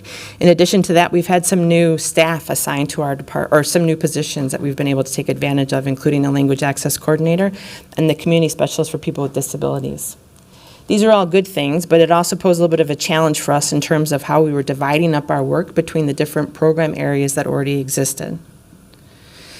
And we managed kind of internally through that, but it started to get a little bit murky. And so one of the things that we did is we started working with the budget office about a year ago and started introducing some concepts around how we could reorganize the program areas in our department to more effectively meet and address kind of how we actually do our work on a regular basis. What I'll name to you is one of the program areas that existed is called Access and Outreach Support. And this was a little bit of a weird area for us. It was really about access into the city. It included the work that we did with people with disabilities and our language access. It also included, at some point, some of the other bodies of work. And over time, it just became a little bit complicated to distinguish between that body of work and the coordinated engagement services. When the Office of Immigrant and Refugee Affairs was established, it was put under Access and Outreach, and again, it just became a little bit wonky to figure out exactly where and what percentage of people's time was reporting to Access and Outreach and Coordinated Engagement Services. Ultimately, what we did is we're eliminating the Access and Outreach support. We're not eliminating the positions or the funding, we're moving it into the Coordinated Engagement Services. And I point this out because if you're looking at the budget book, you may look at Access and Outreach Support and it may look like there's a zeroing out of some of those staff or programs. And trust me, there is not. All of that money has just been shifted over to the Coordinated Engagement Services. So what you'll see in the difference between the 2025 adopted budget and the 2026 recommended budget is the elimination of outreach and support, but all of that money is shifted into Coordinated Engagement Services. You'll also notice that historically, by far, the 3/4 of the funding in our department is under the neighborhood and engagement support, and that really is the money that passes through our department and goes out to support our neighborhood organizations. It does include the staff that support that body of work, but that really is the main bulk of that work is contracts out to our community members. Moving forward to the next slide, we look at the number of staff that make up our department, and we currently have 23 staff in our department. According to this slide, it looks like we're dropping down from 23 to 22.5 in the recommended budget for 2026. And this is a little bit wonky, so I'm going to take a moment here to explain this as well. We're not actually reducing a full-time position to a part-time position. This is an accounting measure to accommodate that we are going to delay the hiring of the one vacancy that we have left in our department, which is for the Trans Equity Coordinator. We will not hire until July of 2026, which means we can proceed with the process. We just can't hire until 2026. That will result in 6 months of salary savings, which is reflected by a 0.5 reduction. If you were to look at 2027 and beyond, what you'll see is we bounce back up to 23 full-time positions in our department. We currently, this notes that we have 3 vacancies. We're hoping to announce shortly that we have just 1 vacancy left, and that is the Trans Equity Coordinator. We're close to finalizing that information. By the end of this year, we should be nearly fully staffed except for that 1 vacant Trans Equity Coordinator. Moving into program updates, coordinated engagement services, as I said and as highlighted here, includes the access and outreach programs. Again, we've already talked through a number of these things. These are the objectives. What I'll point out is what many of you are familiar with is the activities that fall under this, which would include language access support for the entire enterprise, the Office of Immigrant Refugee Affairs, including the staff in all of the program areas, such as the Welcoming Week campaign, the Trans Equity Summit, the coordinated community event participation, where we bring city departments out to various community events, the learning labs that we offer, all of the work around our ADA Title II compliance, the memorandum of understanding that the city holds with the American Indian community, the cultural media program that we run in partnership with the communications department, along with a whole handful of other things. These are just some of the main programs that we offer. As I said, there's some metrics here. I'm going to kind of jump through these. The one I do want to point out is that the OIRA worked with a urban scholar this year. There's a much further in-depth report that I'm going to defer to that urban scholar, hopefully to come back and present to you themselves. That includes a lot of information about not just the types of services, but where people are coming from, and information from our community partners and those people being served about the value of those services. I will note here some of these numbers are a little bit out of date. My apologies. That's an error on my side. The other body of work is the neighborhood engagement support. Again, these are the objectives that we referenced earlier. Some of the key project or activities that we do is to implement the Neighborhoods 2020 program. That includes the Neighborhood Network Fund and the Equitable Engagement Fund, the Collaboration and Shared Resources, the Partnership Engagement Fund, and then the ongoing support of our neighborhood organizations as they utilize the Neighborhood Revitalization Phase 2 and Phase 1 and Phase 2 dollars that continue to exist. Here are some of the metrics I mentioned earlier. Again, you can find more of these in depth on our website. I'll spend the last moments I have here to walk through the recommended budget changes as we move forward. The first budget change is ongoing reduction of food and beverage costs. This is something that's happening across the entire enterprise. We understand. We'll move forward with this. I don't believe there will be implications in terms of the ability for us to manage our work on a daily basis or a great impact with this area. The second is to eliminate the Community Connections Conference, which will reduce NCR's budget by $123,000 on an ongoing basis. While this program is being eliminated, NCR staff will continue to work to identify ways that we can meet these goals through alternative strategies. The Partnership Engagement Fund will be reduced by $500,000. This is a cut in half. NCR will continue to manage the Partnership Engagement Fund, and we will continue to utilize the community-based process that we use to assure that all of our community members are involved in identifying which projects to fund. In this case, this is a reduction in half, which means NCR intends to not necessarily reduce the total cost that's available to community members, but instead to reduce the number of contracts executed. So we'll cut the number of contracts in half. The number of those that receive the contracts. The fourth line item is a little bit wonky. It includes both an ongoing and a one-time cut to our legal services, and I want to point out here that this is legal services that we provide to neighborhood organizations. This is a service that we've had for a number of years to assure that neighborhood organizations and their boards have access to professional legal advice. On an ongoing basis, NCR will reduce our budget by $25,000. And so moving forward in 2027, we'll have $50,000 available in that pool that is available for neighborhood organizations to tap into professional legal services. But in 2026, we'll have a one-time cut in addition to that, bringing it down an additional $18,000. What this will result in is, I think for us, what we're looking at is, one is to mitigate the requests that are coming into our department to see if there's alternative strategies or alternative resources that neighborhood organizations can tap into. We believe for the most part, there will be a minimal impact except for potentially a delay. As we refer people to other services, we won't be able to control kind of the timeliness of the response, but we believe that they should be able to access some of those resources in other places. And lastly, NCR will reduce our budget one time in 2026 by $40,000. That is tied to a database that we utilize with our neighborhood organizations. So again, this is in the neighborhood program area. The neighborhood organizations, predating coming into the city of Minneapolis, identified a external contractor. We have a service called PlanNet that tracks the utilization of the NRP dollars. We've identified a number of years ago that there was some concerns we had just around the long-term sustainability of the PlanNet model.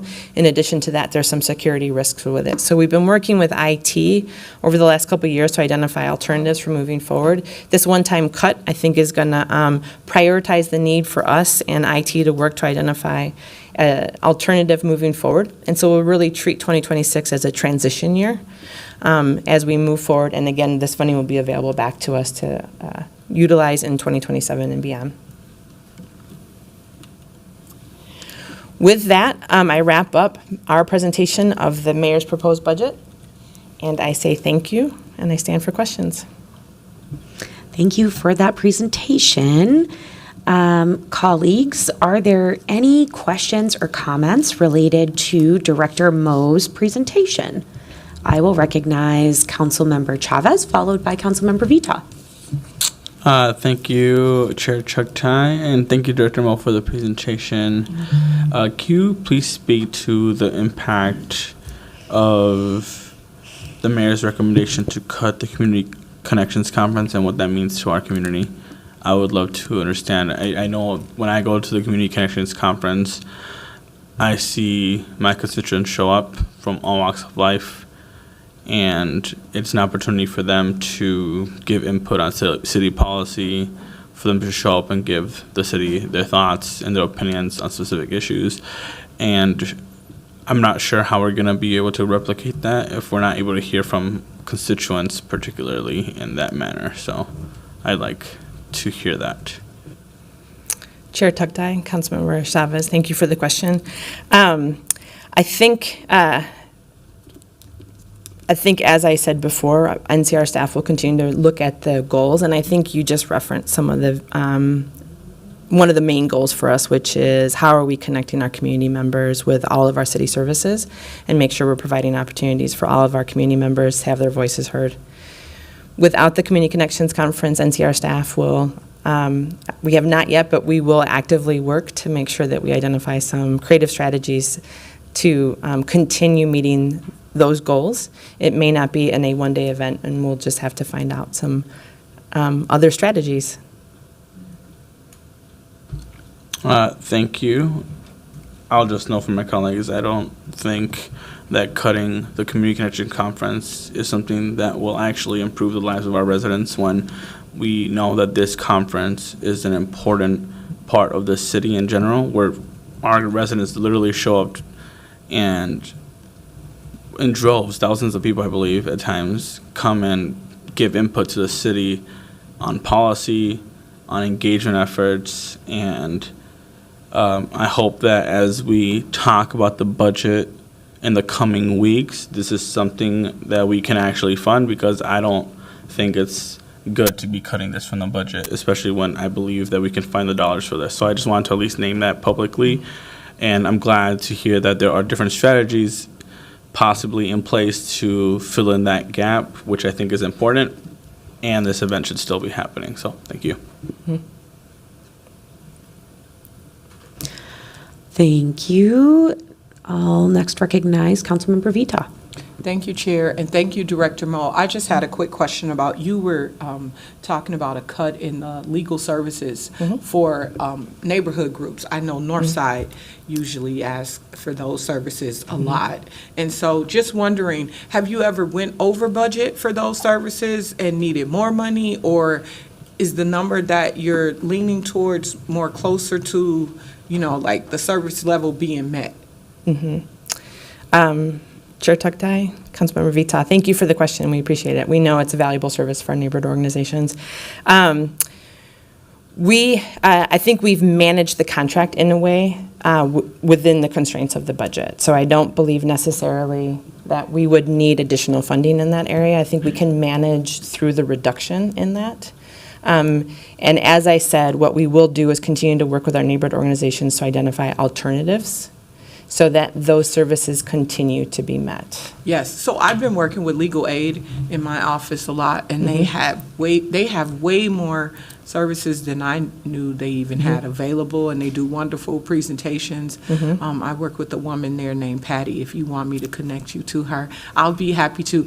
I mean, there's just services that like specific to senior fraud and like things that I don't think about in that way, but it was much needed services in just the senior high rises and senior living facilities that were necessary, and they were able to go in, do the presentations, help them sign up for the legal services they needed, a lot of things that go into probate, and so they've helped with things that are not necessarily NCR things, but I know a lot of times the requests from the services come from the neighborhood groups.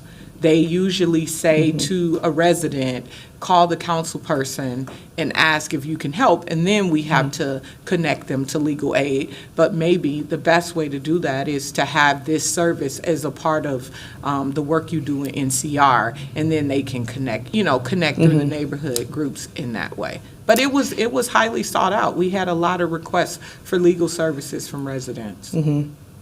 Chair Tuktai? Thank you, Councilmember Vita, and I appreciate that. Actually, we partner with legal aid quite a bit as well. And I know that we've also not just partnered with them in terms of having a contract with them to provide direct services, but also in terms of making a match with our neighborhood organizations or other partners as they're hosting events.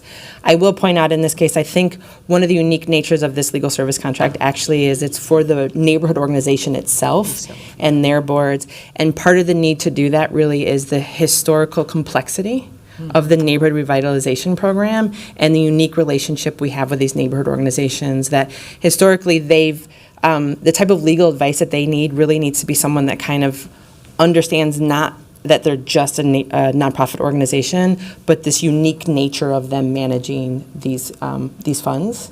And so that's what this contract is for, is actually for the organizations, their board members. For example, if they're making bylaw changes, if they have an employee handbook or an issue with in their board or with staff, sometimes they have to seek out, nonprofits have to seek out legal counsel, and this was a resource that's utilized in that way. Yep, understood. Yeah. I totally understand. I was just giving you more work because there are more legal services needed. I was taking it off my plate. But That's good. Thank you. I appreciate that, Councilmember. We will take that one on. Thank you. Thank you very much. We've got a few more members in queue, so I'll recognize Vice Chair Koski, followed by Councilmember Palmisano. Thank you, Madam Chair. Thank you, Director, for the presentation. And I can see how difficult it is to have to present some of the decreases in your budget for some of the beloved programs that I know you and your staff have. So I know for the better of the entire enterprise, you had to dig deep to do that. So thank you. I also just want to say thank you so much to your team for showing up for our residents in these last few weeks. The community feedback that I've received has been unbelievable. They have just said that your team has showed up, and they are beyond grateful for your support. So I just wanted to note that. So thank you. Thank you, Councilmember. Thank you. And then I'll recognize Councilmember Palmisano. Thank you. My question is about senior programming. On one of your slides, it seems to show a decrease in in senior programming, in-home and on-site services, and I was just wondering if you could say a little bit more about that.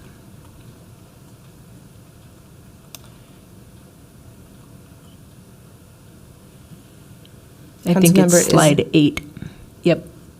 Okay. So the target on the senior programming appears to go down next year. Can you say a little bit? Yeah. Sure. Chuck Tai, Councilmember Palmisano, thank you for asking and thank you for noting that. Our senior community services has had some fluctuation in our funding in the last couple of years, including in 2025, with some one-time and new funding. And so what I can share at this point is that all of the funding in 2025, including the ongoing and the one-time funding, has currently been contracted. But after 2025, moving into 2026, we'll be losing some of that one-time funding that we have in 2025. Moving forward, we will still have the new program area, which includes the $25,000 in transportation services. And what this is failing to represent or reflect to you is actually, I think, some more meaningful metrics. And I know you've asked in the past about some more meaningful metrics around these program areas. We had one-time funding for transportation services in the past. This, in 2025, that money was granted to us on an ongoing basis. And so this is the year when, to be transparent, we're just a little bit behind on getting all of the metrics identified in the dashboard and collecting the data for the 2025 and beyond. So next year, what I'm hoping to do is come back with a little bit more clarity around the senior program services on an ongoing basis and that new metric for the transportation. This number, the target for 2026 at 1,500, is a drop, you are correct, from the previous years, and that's something that we will have to continue to evaluate if that's the right target. But that again reflects kind of the decrease of some of that one-time funding that we had in those previous years. I see. Thank you. I appreciate it. Wonderful. I'm not seeing anyone else in queue, so thank you very much for your presentation, Director. And with that, I will ask the clerk to file that report. Our final presentation for today is from the Communications Department, and for that, I will invite Adam Fetcher, our Communications Director, to join us and begin that presentation. Welcome, Director. Thank you, Chair Chugtai, members of the committee. My name is Adam Fetcher. I'm the city's Chief Communications Officer, and I'm here to present the Mayor's 2026 recommended budget for the Communications Department. On a personal note, I'll just say I've been on the job here for about 10 weeks, and it is an honor to be here in front of you, in front of the public, sharing the space with members of my team who are here and watching online. So thank you for the opportunity to serve our entire community in this capacity. Let's first start with just situating communications, again, within the Office of Public Service, Communications and Engagement Services under the leadership of DCOO Laura Mellum. As Director Moe said, it is really convenient to be part of this unit, working in close collaboration with our partners at 311 and NCR and the Convention Center for that matter. I want to appreciate DCOO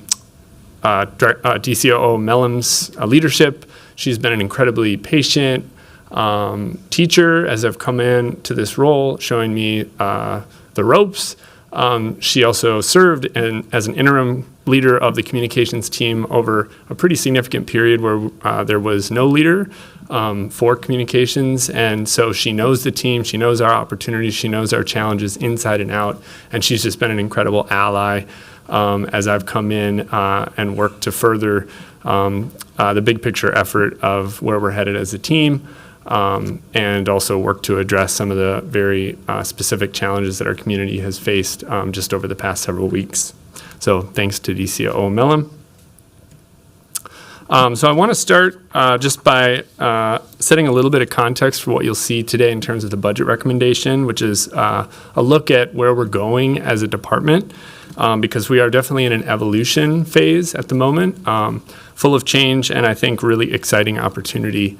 And this can be depicted within this mission that I'm sharing, which is to build a modern communications function capable of meeting the needs of community while building a sense of trust, goodwill, and relevance with our audience.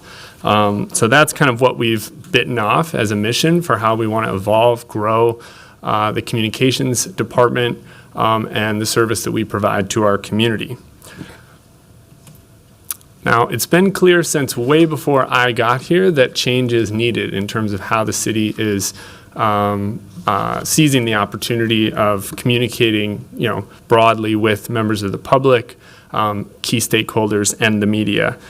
We have heard time and time again over the past several years from the city auditor in numerous reports, outside partners that have come in and helped us take a look at where things stand in terms of communications at the city and the team itself.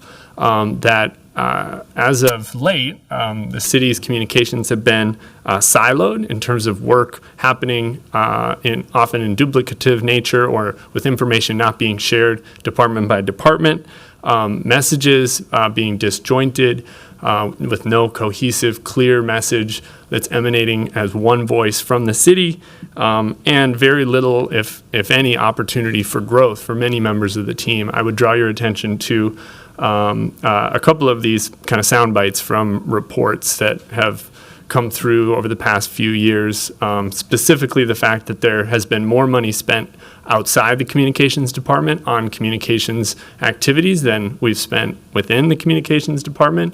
And secondly, just the desire among the team for opportunities for growth, professional development, and really working together in a shared unit of professionals, as you see in other departments and teams across city government. You can see in sort of these quotes from the team itself, words like unstable, disjointed, messy. No doubt that has been, unfortunately, where communications has come to within the city. And yet we also have a lot of hope and opportunity from the team, aspiring to strategic, collaborative, integrated. Those are words that I use a lot as well in kind of shepherding the changes that we're working to achieve within the org. So I want to point out, the team feels the strain, and yet they show up every single day working incredibly hard. Folks are over on their laptops as we speak, even in this room, cranking out the critical work of communicating the city's message and reaching our residents with vital information. And I only want to build on that capacity, that opportunity, by empowering the team to come together through a process of unification and strategic building. So that gets us to the vision. Right, where we've been kind of, I use the term letting our org chart show to the public, communicating far too department by department. We want to be audience-centric, backed by insights, achieving narrative cohesion with a clear message that, flows through each of the many touch points that our residents and community, interact with as they're out living their lives. Integrated planning. Digital first, we've really lacked in the digital capacity, and so that's an area that we're really prioritizing. Team engagement, strong partnerships with departments so that we're able to really serve the most high impact needs of department business while also being able to prioritize work so that we're less of a service provider and more of a strategic driver for the city and its business. And then again, ruthless prioritization, right? There are so many stories that we can tell. We need a strategic framework to understand what stories we really ought to be telling that are going to achieve outsized impact for our goals as a city. So this process of unification and modernization is underway. We're in phase one here, as you can see, unifying our resources. So over the past few months, we have already brought in teams of communicators from various departments, including the Office of Community Safety. There was a unit of 5 communicators who came into the Central Communications Org about 2 months ago, and that transformation has been really successful in continuing to fulfill the critical needs of community safety messaging, while also being far more closely integrated with the rest of the communications team. And just this week, we transitioned two folks from CPED, one role from Regulatory Services and one role from the Health Department into our team as well. Those roles continue to live in a budgetary sense within those departments for the remainder of the year, although pending budget approval from the council, they will move in formally in 2026. But they are now formally part of our team when it comes to reporting lines and ability to function as a unified team. So in conjunction with that personnel unification process, we are also working to develop a strategy, right, where one has unfortunately not existed before. So we are working to develop a very clear framework for understanding what are the needs of community, go out, really listen, gain data and insights. Again, something that unfortunately has been sort of lacking. And so develop real insights that can then inform what a core narrative will be for citywide communications going forward. Again, with the goal of a cohesive message across all of our touch points and our ability to organize our team to serve that messaging strategy rather than serve individual department by department. Happy to go into this further, but it just gives a sense of our timeline and the work that's underway. And obviously the budget consideration here within council is a critical part of that as well.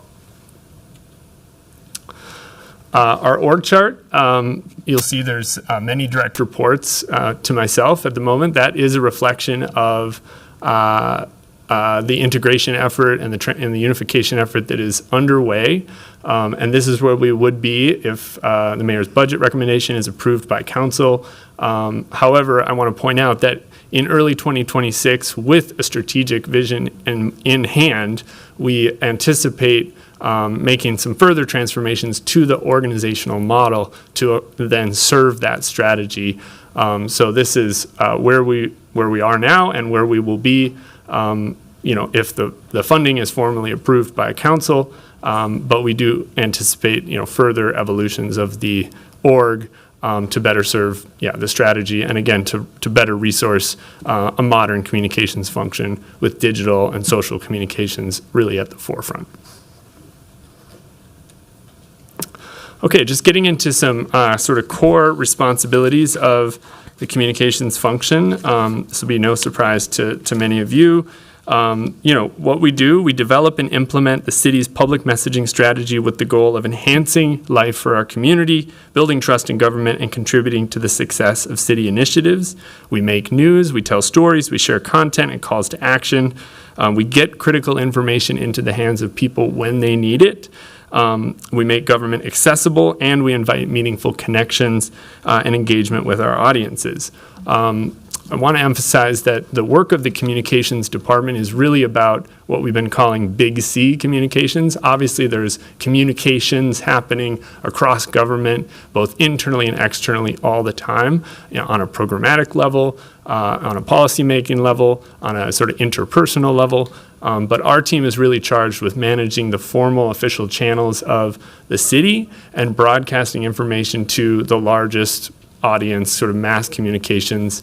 So that's kind of a distinctive factor that has helped guide us in, expressing sort of where the line is drawn between what our team is responsible for and what can continue to exist in departments when it comes to programmatic or other internal communications. I want to emphasize this piece around audiences. I think we have room to grow more audience-centric, as I mentioned. But in terms of large buckets, we do work to engage residents and community writ large. We do focus, obviously, on the media, which continues to be a vital conduit for information for the end user, but is also an audience in and of itself.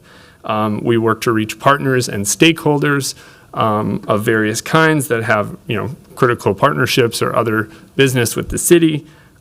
We work to reach cultural and opinion leaders and city employees. Again, internal communications within the city, another area for opportunity and growth within our team.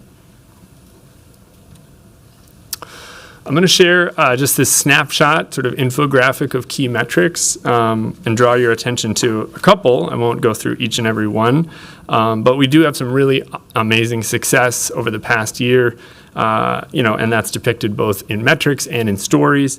We've achieved a 225% increase in organic social media impressions across our social platforms over last year, which is really, I think, a testament to growth within the kind of content that we're deploying and its relevance within the algorithms that drive, who sees what on social media. We also have achieved 188 media stories that are secured through proactive pitching, which is 26% of our media opportunities. I'd like to see that number increase. Of course, we're going to get incoming media inquiries, left and right every single day. But our goal is definitely to shift onto a more proactive footing, and again, be driving the media narrative, driving the story and discourse whenever possible. But I think that's a very impressive result, given the more reactive posture that we've been in, generally speaking. And I would also draw your attention to 107 hours of cultural media broadcast across all 5 of our cultural media partners. Again, this is a program that we're really proud of in partnership with NCR. And these cultural media partners allow us to reach communities that are often not tapped into sort of the broadest of communications channels of the city, but are obviously vital stakeholders and parts of our community. So that's been a real success story as well. I'll note that I did not share in this deck the table of kind of key outcomes that you're seeing in other presentations, and that is because we are in the process of building a new strategy to guide us. And so objective setting and understanding how we'll measure success in line with that strategy is part and parcel of that work. So I look forward to returning here to share with you where we've come within the next 4 to 6 months in terms of building that strategy and setting key objectives and how we'll measure those, measure our success there accordingly.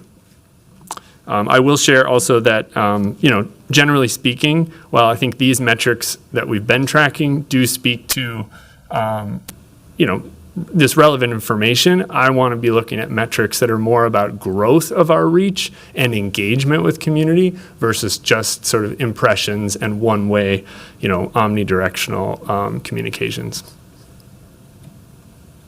Okay, I'll just go through a few highlights of the past year, really testament to the team's work, and I'm very proud of everyone that's contributed to this work. The first is a 360-degree effort to support the police department's recruitment campaign. As you're all very familiar, we faced a real shortage of MPD personnel over the past few years.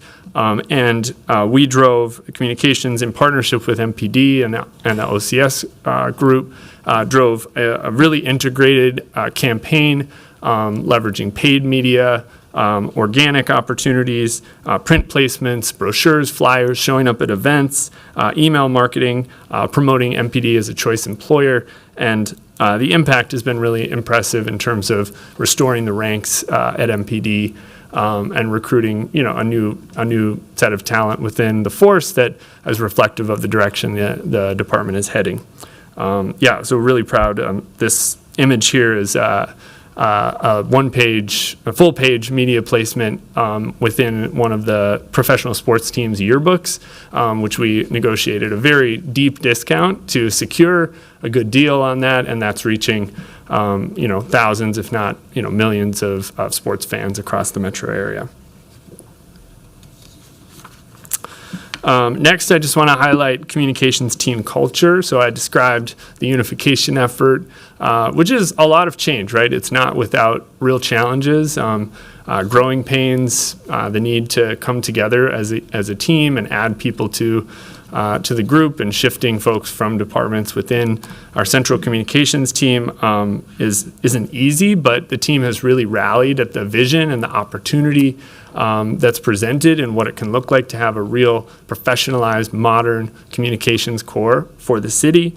And we're already seeing signs of increased vibrance in our culture internally as a team. I think greater stability, having leadership obviously is incredibly helpful. So there's someone setting the agenda, the tone, the direction.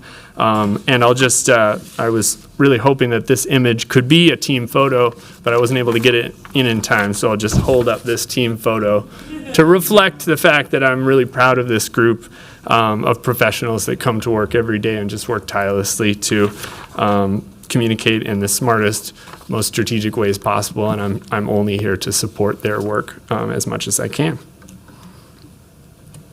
Another success story is obviously the 5th anniversary of George Floyd's murder. This was another moment, yet another moment where Minneapolis was under a global spotlight, and our team really stepped up to meet the moment, creating content, a holistic public engagement plan, a really compelling video that featured Council President Payne.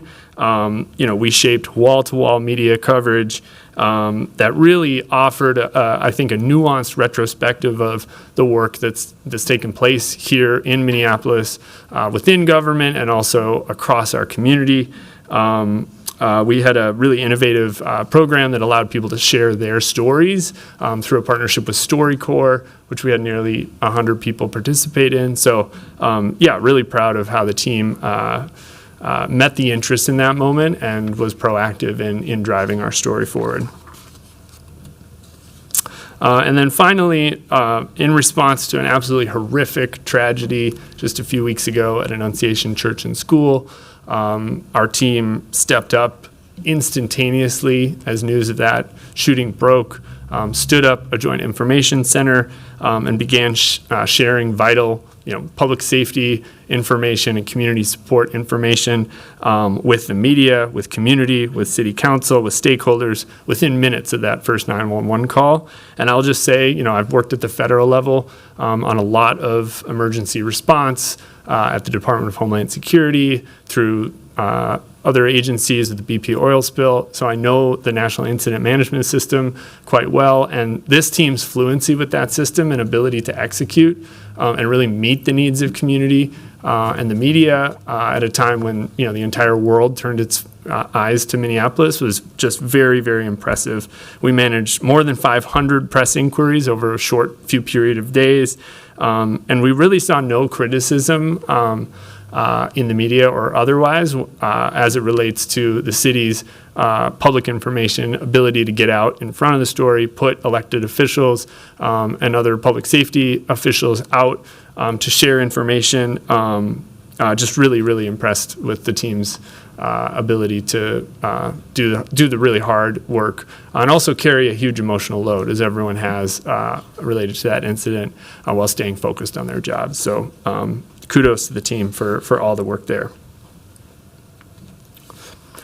I'll note briefly a few kind of risks / future opportunities. As I get to the numbers here, a lean budget is a good thing in that it reflects very excellent stewardship of taxpayer resources, but it also does leave us lacking certain tools or capabilities that I think would set us up for even greater growth and success in the future. I think about our ability to really be smart around listening to the conversation on social media.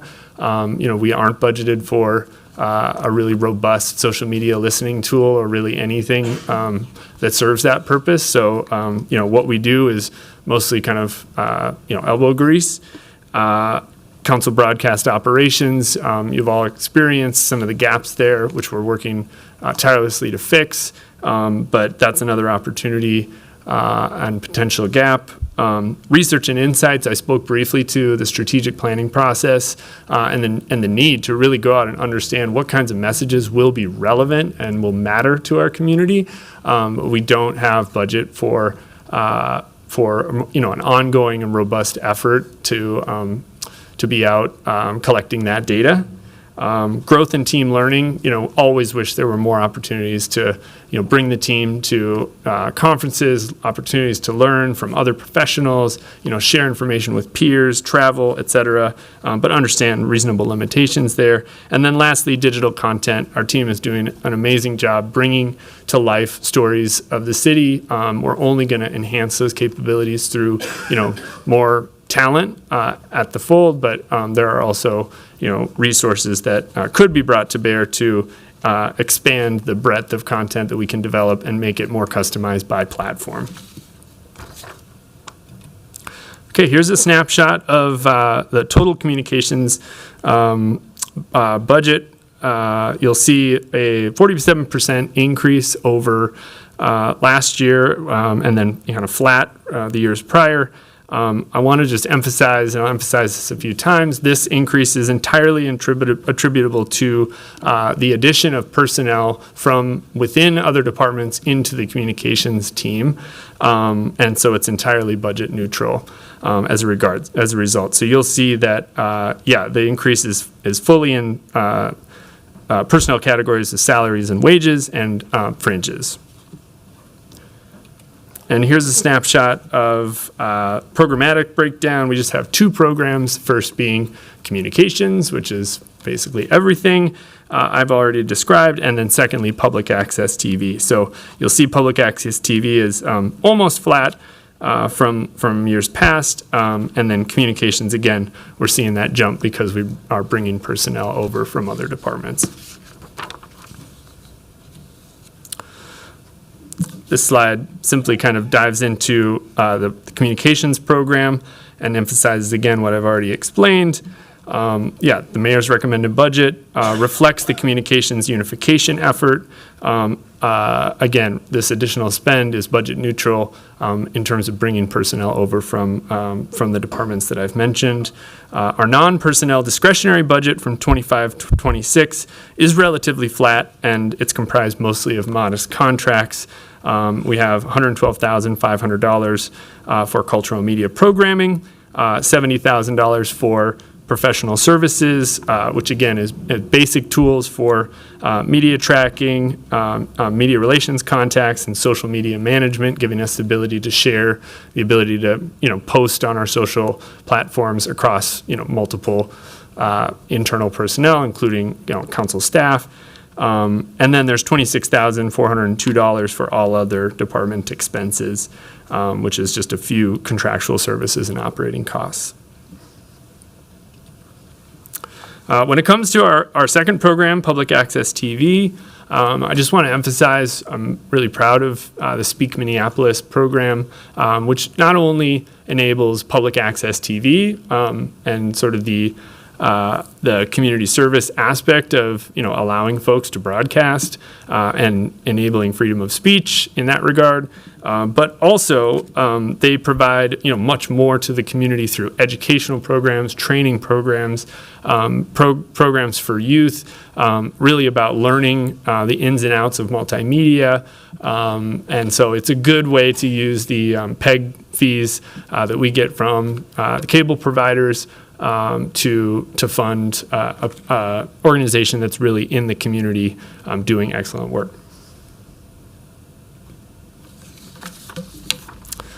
I think I neglected to mention this slide obviously covers the additional personnel, again, budget neutral, coming over from other departments. We do have 0 vacancies at the moment for the first time since 2024. So I think that's a real success and testament to our ability to retain talent. And then reductions. So we have two items totaling $25,000 in general fund reductions. A modest discretionary budget presents opportunities, I think, for modest reductions, but we're doing our part in shepherding taxpayer resources effectively and efficiently. So there's 2 proposed reductions. The first in cultural media, adjusting downwards $12,500, which really accounts for actual spend in 2025 based on our capacity to really leverage those partnerships. So the majority of the total funding for cultural media goes to the programs that we partner with these 5 providers to bring to life. And then there's a smaller number of dollars that are for things like PSAs. And so we want to look at the entire cultural media program in partnership with NCR to figure out how we can continue to grow it over time. But for 2026, we've made a small adjustment simply to reflect the team's capacity to take advantage of those, sort of opportunistic moments. And then secondly, public access TV, we've adjusted downwards $12,500, again, for the purposes of effective taxpayer dollar stewardship. And with that, I will close. Chair Chugtai, members of the committee, thank you for your time, and I welcome any questions. Thank you for your presentation, Director. We actually have several members in queue. So I will first recognize Councilmember Cashman, followed by Council President Payne. Thank you, Chair Chugtai. Thank you, Director Fetcher. This is one of the few departments that's bringing forward a pretty substantial increase in the budget for 2026, while most departments are bringing like a 1 to 5% reduction. So kind of wanted to understand a little bit more about the outcomes you're trying to achieve with the additional funding that you're asking for. On a broad scale, what's the return on the investment for residents? Thank you, Chair Chugtai, Councilmember Cashman. Really appreciate that question. Again, it's a budget neutral increase citywide. So these are personnel that are moving into the communications budget, but previously and currently exist in other departments' budgets.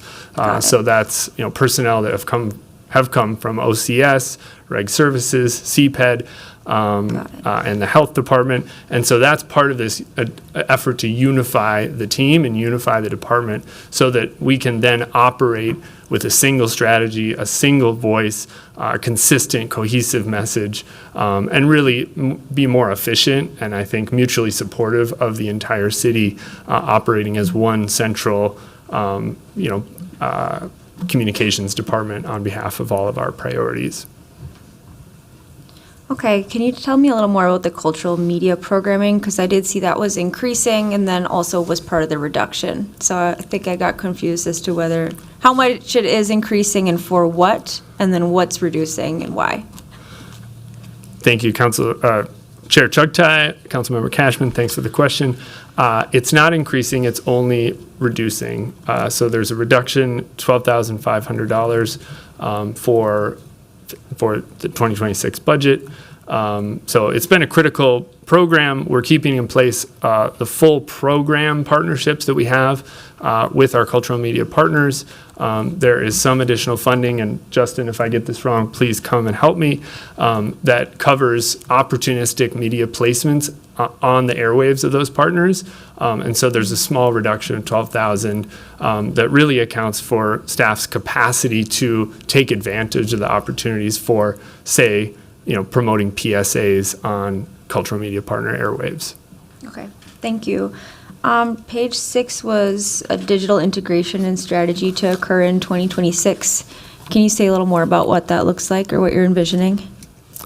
Yeah, Chair Chugtai, Councilmember Cashman, thanks for that question. It really speaks to the need for increased capacity and really shifting the resources of the existing team more towards digital communications.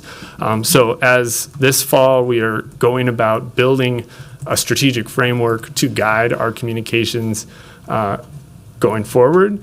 A big part of that will be how does that central strategy come to life on digital channels and an emphasis on social media, which obviously, as we all know, is where residents, community are engaging with the world, and where there's a live, active conversation about the city that we're currently not really a part of. So as we look towards bringing personnel resources into the department, in line with the 2026 budget, the next step will be shifting the model and the organization of those folks to better resource digital capacity so that we have more people engaged in how we show up on digital channels and social media, and more people and more resources looking at how we create compelling, relevant content for those channels.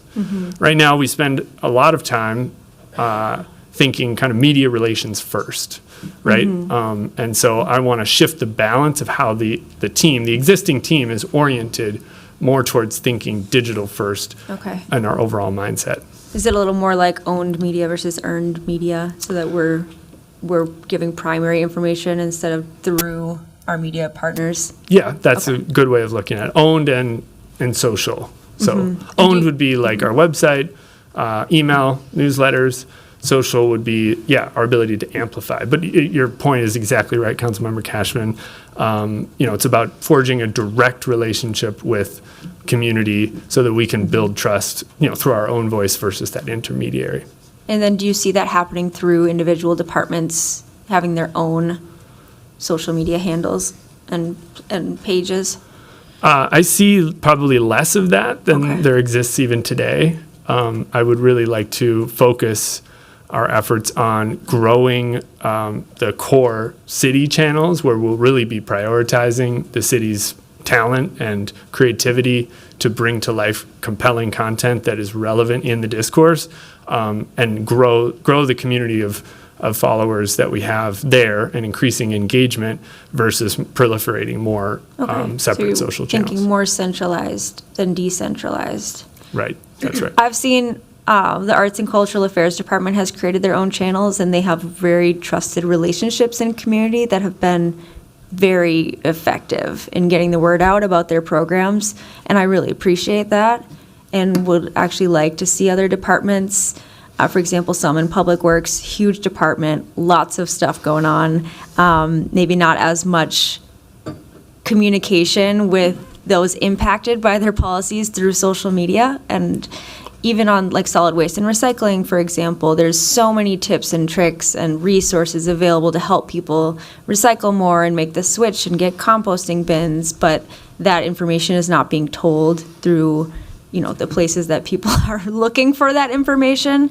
So I can see why centralization is compelling to get more impressions on those accounts that would have more interaction, but I also think if they're developing trusted audiences within those subgroups of people in the city who really care about those issues, like Arts and Cultural Affairs with the arts community, you can really create like authentic engagement with those audiences there. So I'll be interested to see, what you bring forward on that, and I think it's good to be considering it. I've also seen a lot of cities be very silly with their communications, like New York is going above and beyond. I know like a city in Latin America developed a mascot that they started using on all their platforms, so there is room to be playful and engaging, I think, and try to make people proud of Minneapolis and proud of government. So I hope that's part of your imagination here. Just a couple more questions about the council's role in all of this and how we relate to one another. So I think a big barrier to council being able to tell our story about what legislation has been passed in the past 2 years, which is more than ever before, has been that we don't have a comm staff for the 13 council offices. And so we don't have a point of contact for media inquiries. We're not able to do what the mayor's office, for example, is able to do because they have a dedicated staff member for media relations. So I'm wondering what your vision is for who's your point of contact with the legislative department on this, and how do you envision that improving? Chair Chugtai, Councilmember Cashman, thanks for that question. I'm of the mind that we can be doing more together, and I want to be looking for those opportunities. So I'll just say that first and foremost. I think there are many cases in which there are shared priorities, shared victories, news that's really, reflects, shared vision for the city's future, where our team can be supporting, moments where all voices, including council, mayor's office, city officials, are sharing that news collectively and engendering more of a, I think, understanding of how much territory is under sort of the banner of shared priorities than, the current, I think, misconception, which is that it's all fighting all the time. So I'd like to get away from that. Secondly, to your question about staff, we work closely with Clerk Carl.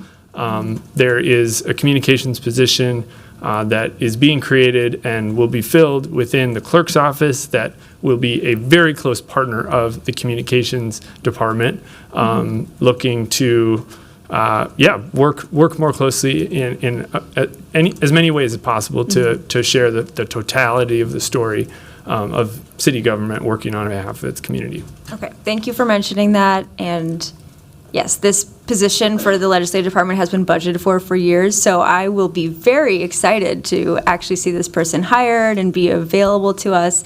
And thank you for recognizing that you'll be willing to work with them on telling shared stories.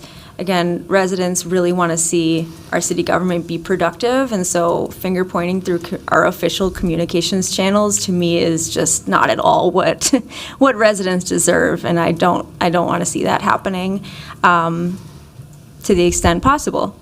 And then lastly, just on being honest in our communications and making sure that we're fact checking, because I think this is something that's happening in government and leading to the loss of trust in government when all these federal departments are putting out non-scientific information and spreading conspiracy theories. We obviously want to do the opposite of that and tell the truth in our comms. And so I just have one example that, a few months ago, we got a report on the cost of doing encampment closures, and it compared a 6-month period in 2024 with a 6-month period in 2025 as a 1-to-1.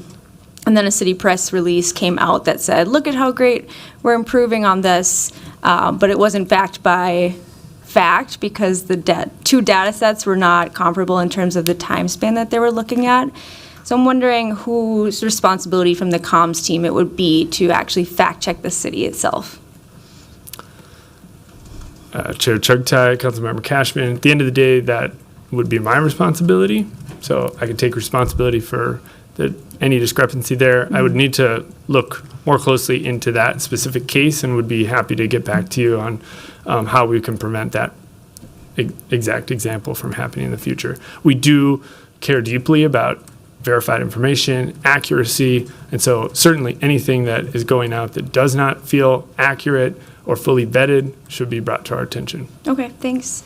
Lastly, just want to thank you and DCO O'Mellum for handling the crises this summer with such grace and strength, and I know the emotional toll is a lot. I know you were on the scene at Annunciation right away with some others, and that it was not easy to be carrying that load and to be telling that story over and over again. So I just want to thank you for your resilience and for representing the city. Wonderful, thank you. Next, I will recognize Council President Payne, followed by Councilmember Palmisano. Thank you, Vice President Chugtai. Thank you for the presentation. I actually wanted to say I'm really grateful for the transparency that you brought here in highlighting some of the findings from past audits. I think this institution is really quick to get defensive when we talk about challenges, but I think the point of this is so that we can get some insights to those challenges so that we can actually improve upon them. And that's to say, to kind of build on some of the questions that Councilmember Cashman raised, we oftentimes on our side of the government structure feel that comms is kind of us not speaking in a city voice, but is oftentimes speaking in a mayoral voice. And there's even been allegations of it going too far into brushing up against the boundaries of when are you campaigning using comms. And I feel like highlighting the disjointedness, the inconsistency, the messiness of it all might actually answer that question more so than any formal policy or strategy. But I'm just wondering if you could, shifting from what the team described that were challenges to what the aspirations the team would have around being strategic, collaborative, coordinated.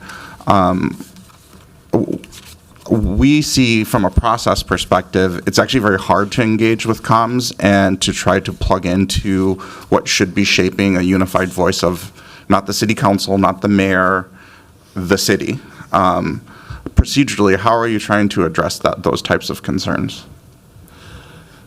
Chair Chugtai, Council President Payne, thank you for the question. I'll be honest, as someone who's pretty new to the city, I'm still working to figure this out myself. I sat down with Chair Chugtai recently and I had some of this conversation. I would love to sit down with you, Council President, to have that conversation. There's still a lot that I don't feel I understand as it relates to history, how our government may operate in ways that are different than, say, my federal experience. Not to offer a non-answer, but I would really welcome time to sit down and get into that with you. Again, my goal would be more collaboration, more sense of support felt by yourselves from our team.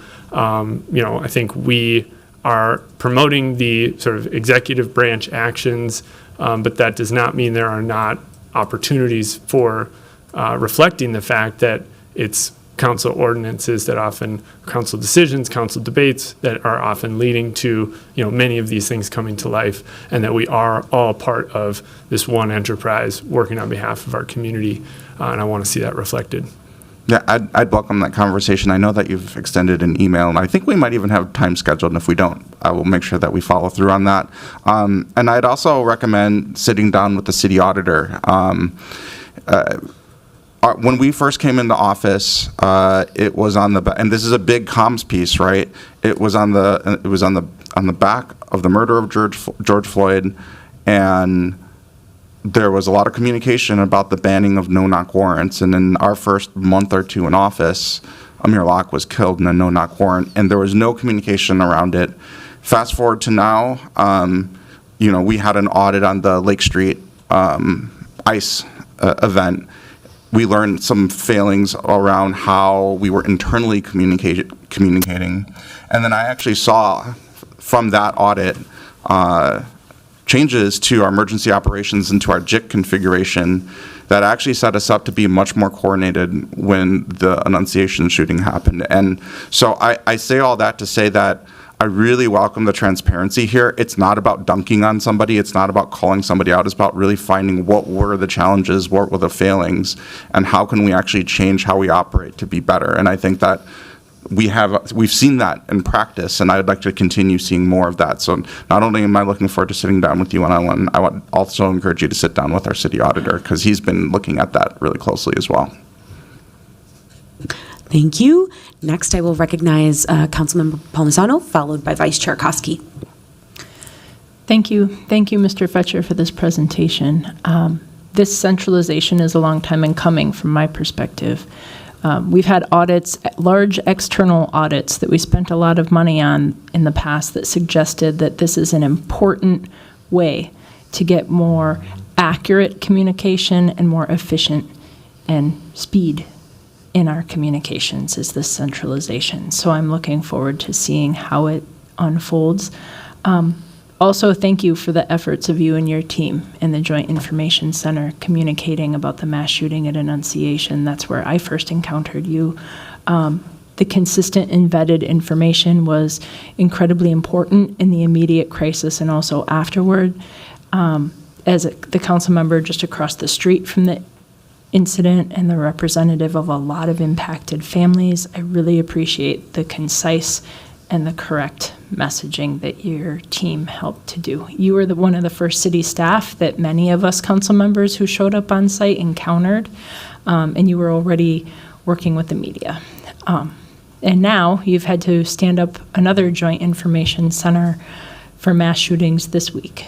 I recognize we can't predict when these incidents will happen, but you've certainly shown us, I think, that you are ready at a moment's notice. There doesn't seem to be any distance there.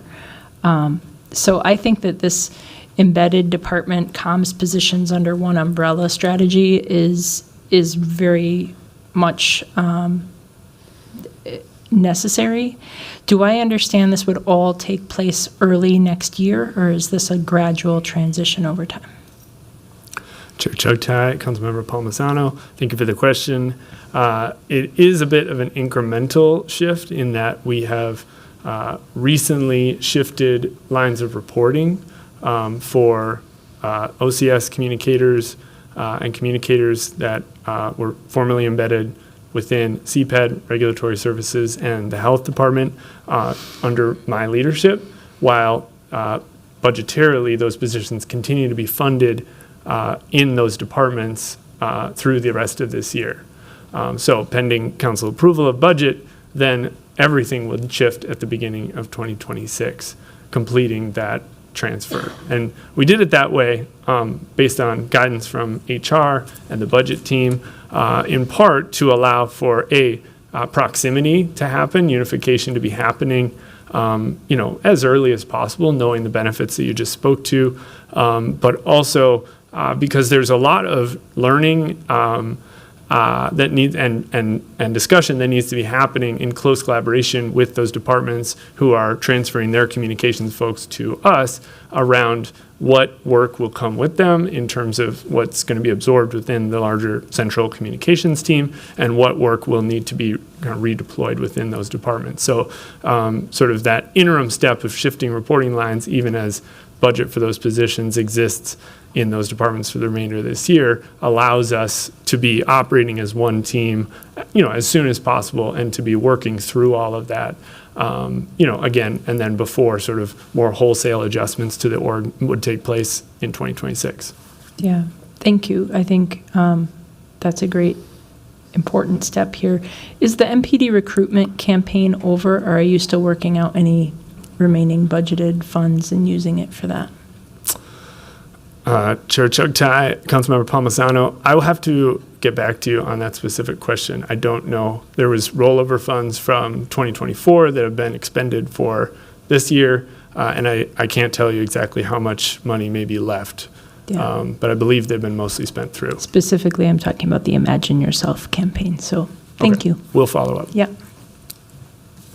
Thank you, and next I'll recognize Vice Chair Koski. Thank you, Madam Chair. Thank you so much, Director, for the presentation. Just have a few questions. Has the city ever done this type of consolidation or centralization of communications in the past? I know you're 10 weeks in, so you may have to phone a friend, but you may also know this answer. Chair Chugtai, Councilmember Koski, Laura, will you come help?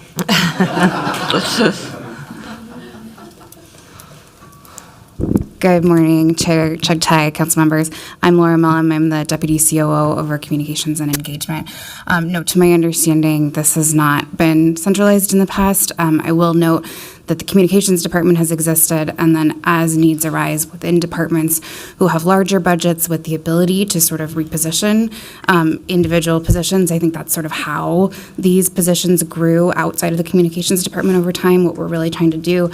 And I'll also just note that this is in partnership with all these departments, is to bring everyone together under one roof for, to provide better services to the residents. Thank you. I just have a follow-up question. What strategies or what plan do you have in place to not have that happen again, so that you can continue towards your goal of a more unified team? Yep. Through the chair, Councilmember Koski, we are working with HR and the budget team and, of course, across the departments to ensure that if communications positions are added to the enterprise over time, that happens within communications. Gotcha. Okay, thanks so much. I think the rest of my questions directly. Okay. So on the org chart, I was just curious to know, kind of piggybacking on Councilmember Cashman's questions about support for the legislative department, mayor's team, just that cross-coordination and partnership. What role is responsible of that? And I also understand that it's also looks like it's a bit in flux too. Through the chair, Councilmember Koski, yes, you're correct that it is in flux in the sense that this is what the org chart looks like today in terms of the reporting line shifts that have already occurred, which I described earlier, and what it will look like, the moment the 2026 budget is in effect, pending council approval of said budget. But we do anticipate then embarking on an evolution to the org to support the strategy that we're in the process of building. I actually think that really provides an opportunity to be thoughtful as I'm having conversations with council president, yourself, others, about ways in which we can increase connectivity and offer better support and more clear lines of support. That we will have some time between now and when that new org model is finalized to answer the question. Because right now, I'll be honest, there is not a role within that org chart that is designated to offer that support. So I could see it taking many forms, and I think we have an opportunity to have these discussions now to inform that final solution. Great, thanks, I appreciate that. And is there anything that you see right now that the legislative department could do in order to be more streamlined with your goal of having a more unified, like citywide unified communication in the short term? Because we're also in flux of, we do not have that comms person hired, you're in flux, but I do think that need of partnership sooner rather than later would be helpful. Is there anything that you would suggest? Chair Chugtai, Councilmember Koski, thank you for the question. I would suggest a time spent together between myself and members of council, and it's been a short 10 weeks here, but that is on my list, is to have time with each and every one of you, and so I think that is one good step to take.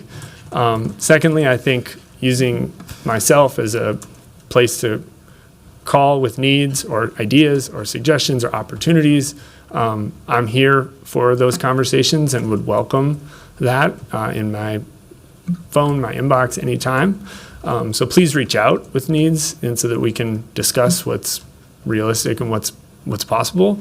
And then third is, we do have some ideas from a content perspective for how to feature stories on a ward-by-ward basis that you'll be hearing from myself soon about looking to feature sort of unknown stories, again, sort of to the point of pride in like Minneapolis. We're moving that direction with our content. We want to work with you to surface stories from your wards that may be beloved and known within a given ward, but aren't known at all outside that neighborhood or that ward, to then create social content around, and would partner with the council member from that ward and their staff on how that content comes to life. So maybe not a perfect answer, but those are a few thoughts on how we could get started. Thank you. I appreciate that.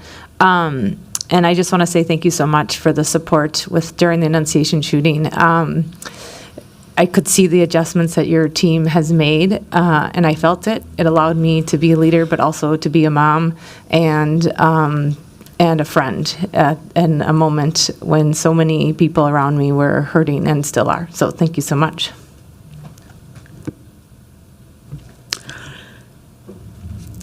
Thank you, Vice Chair Koski.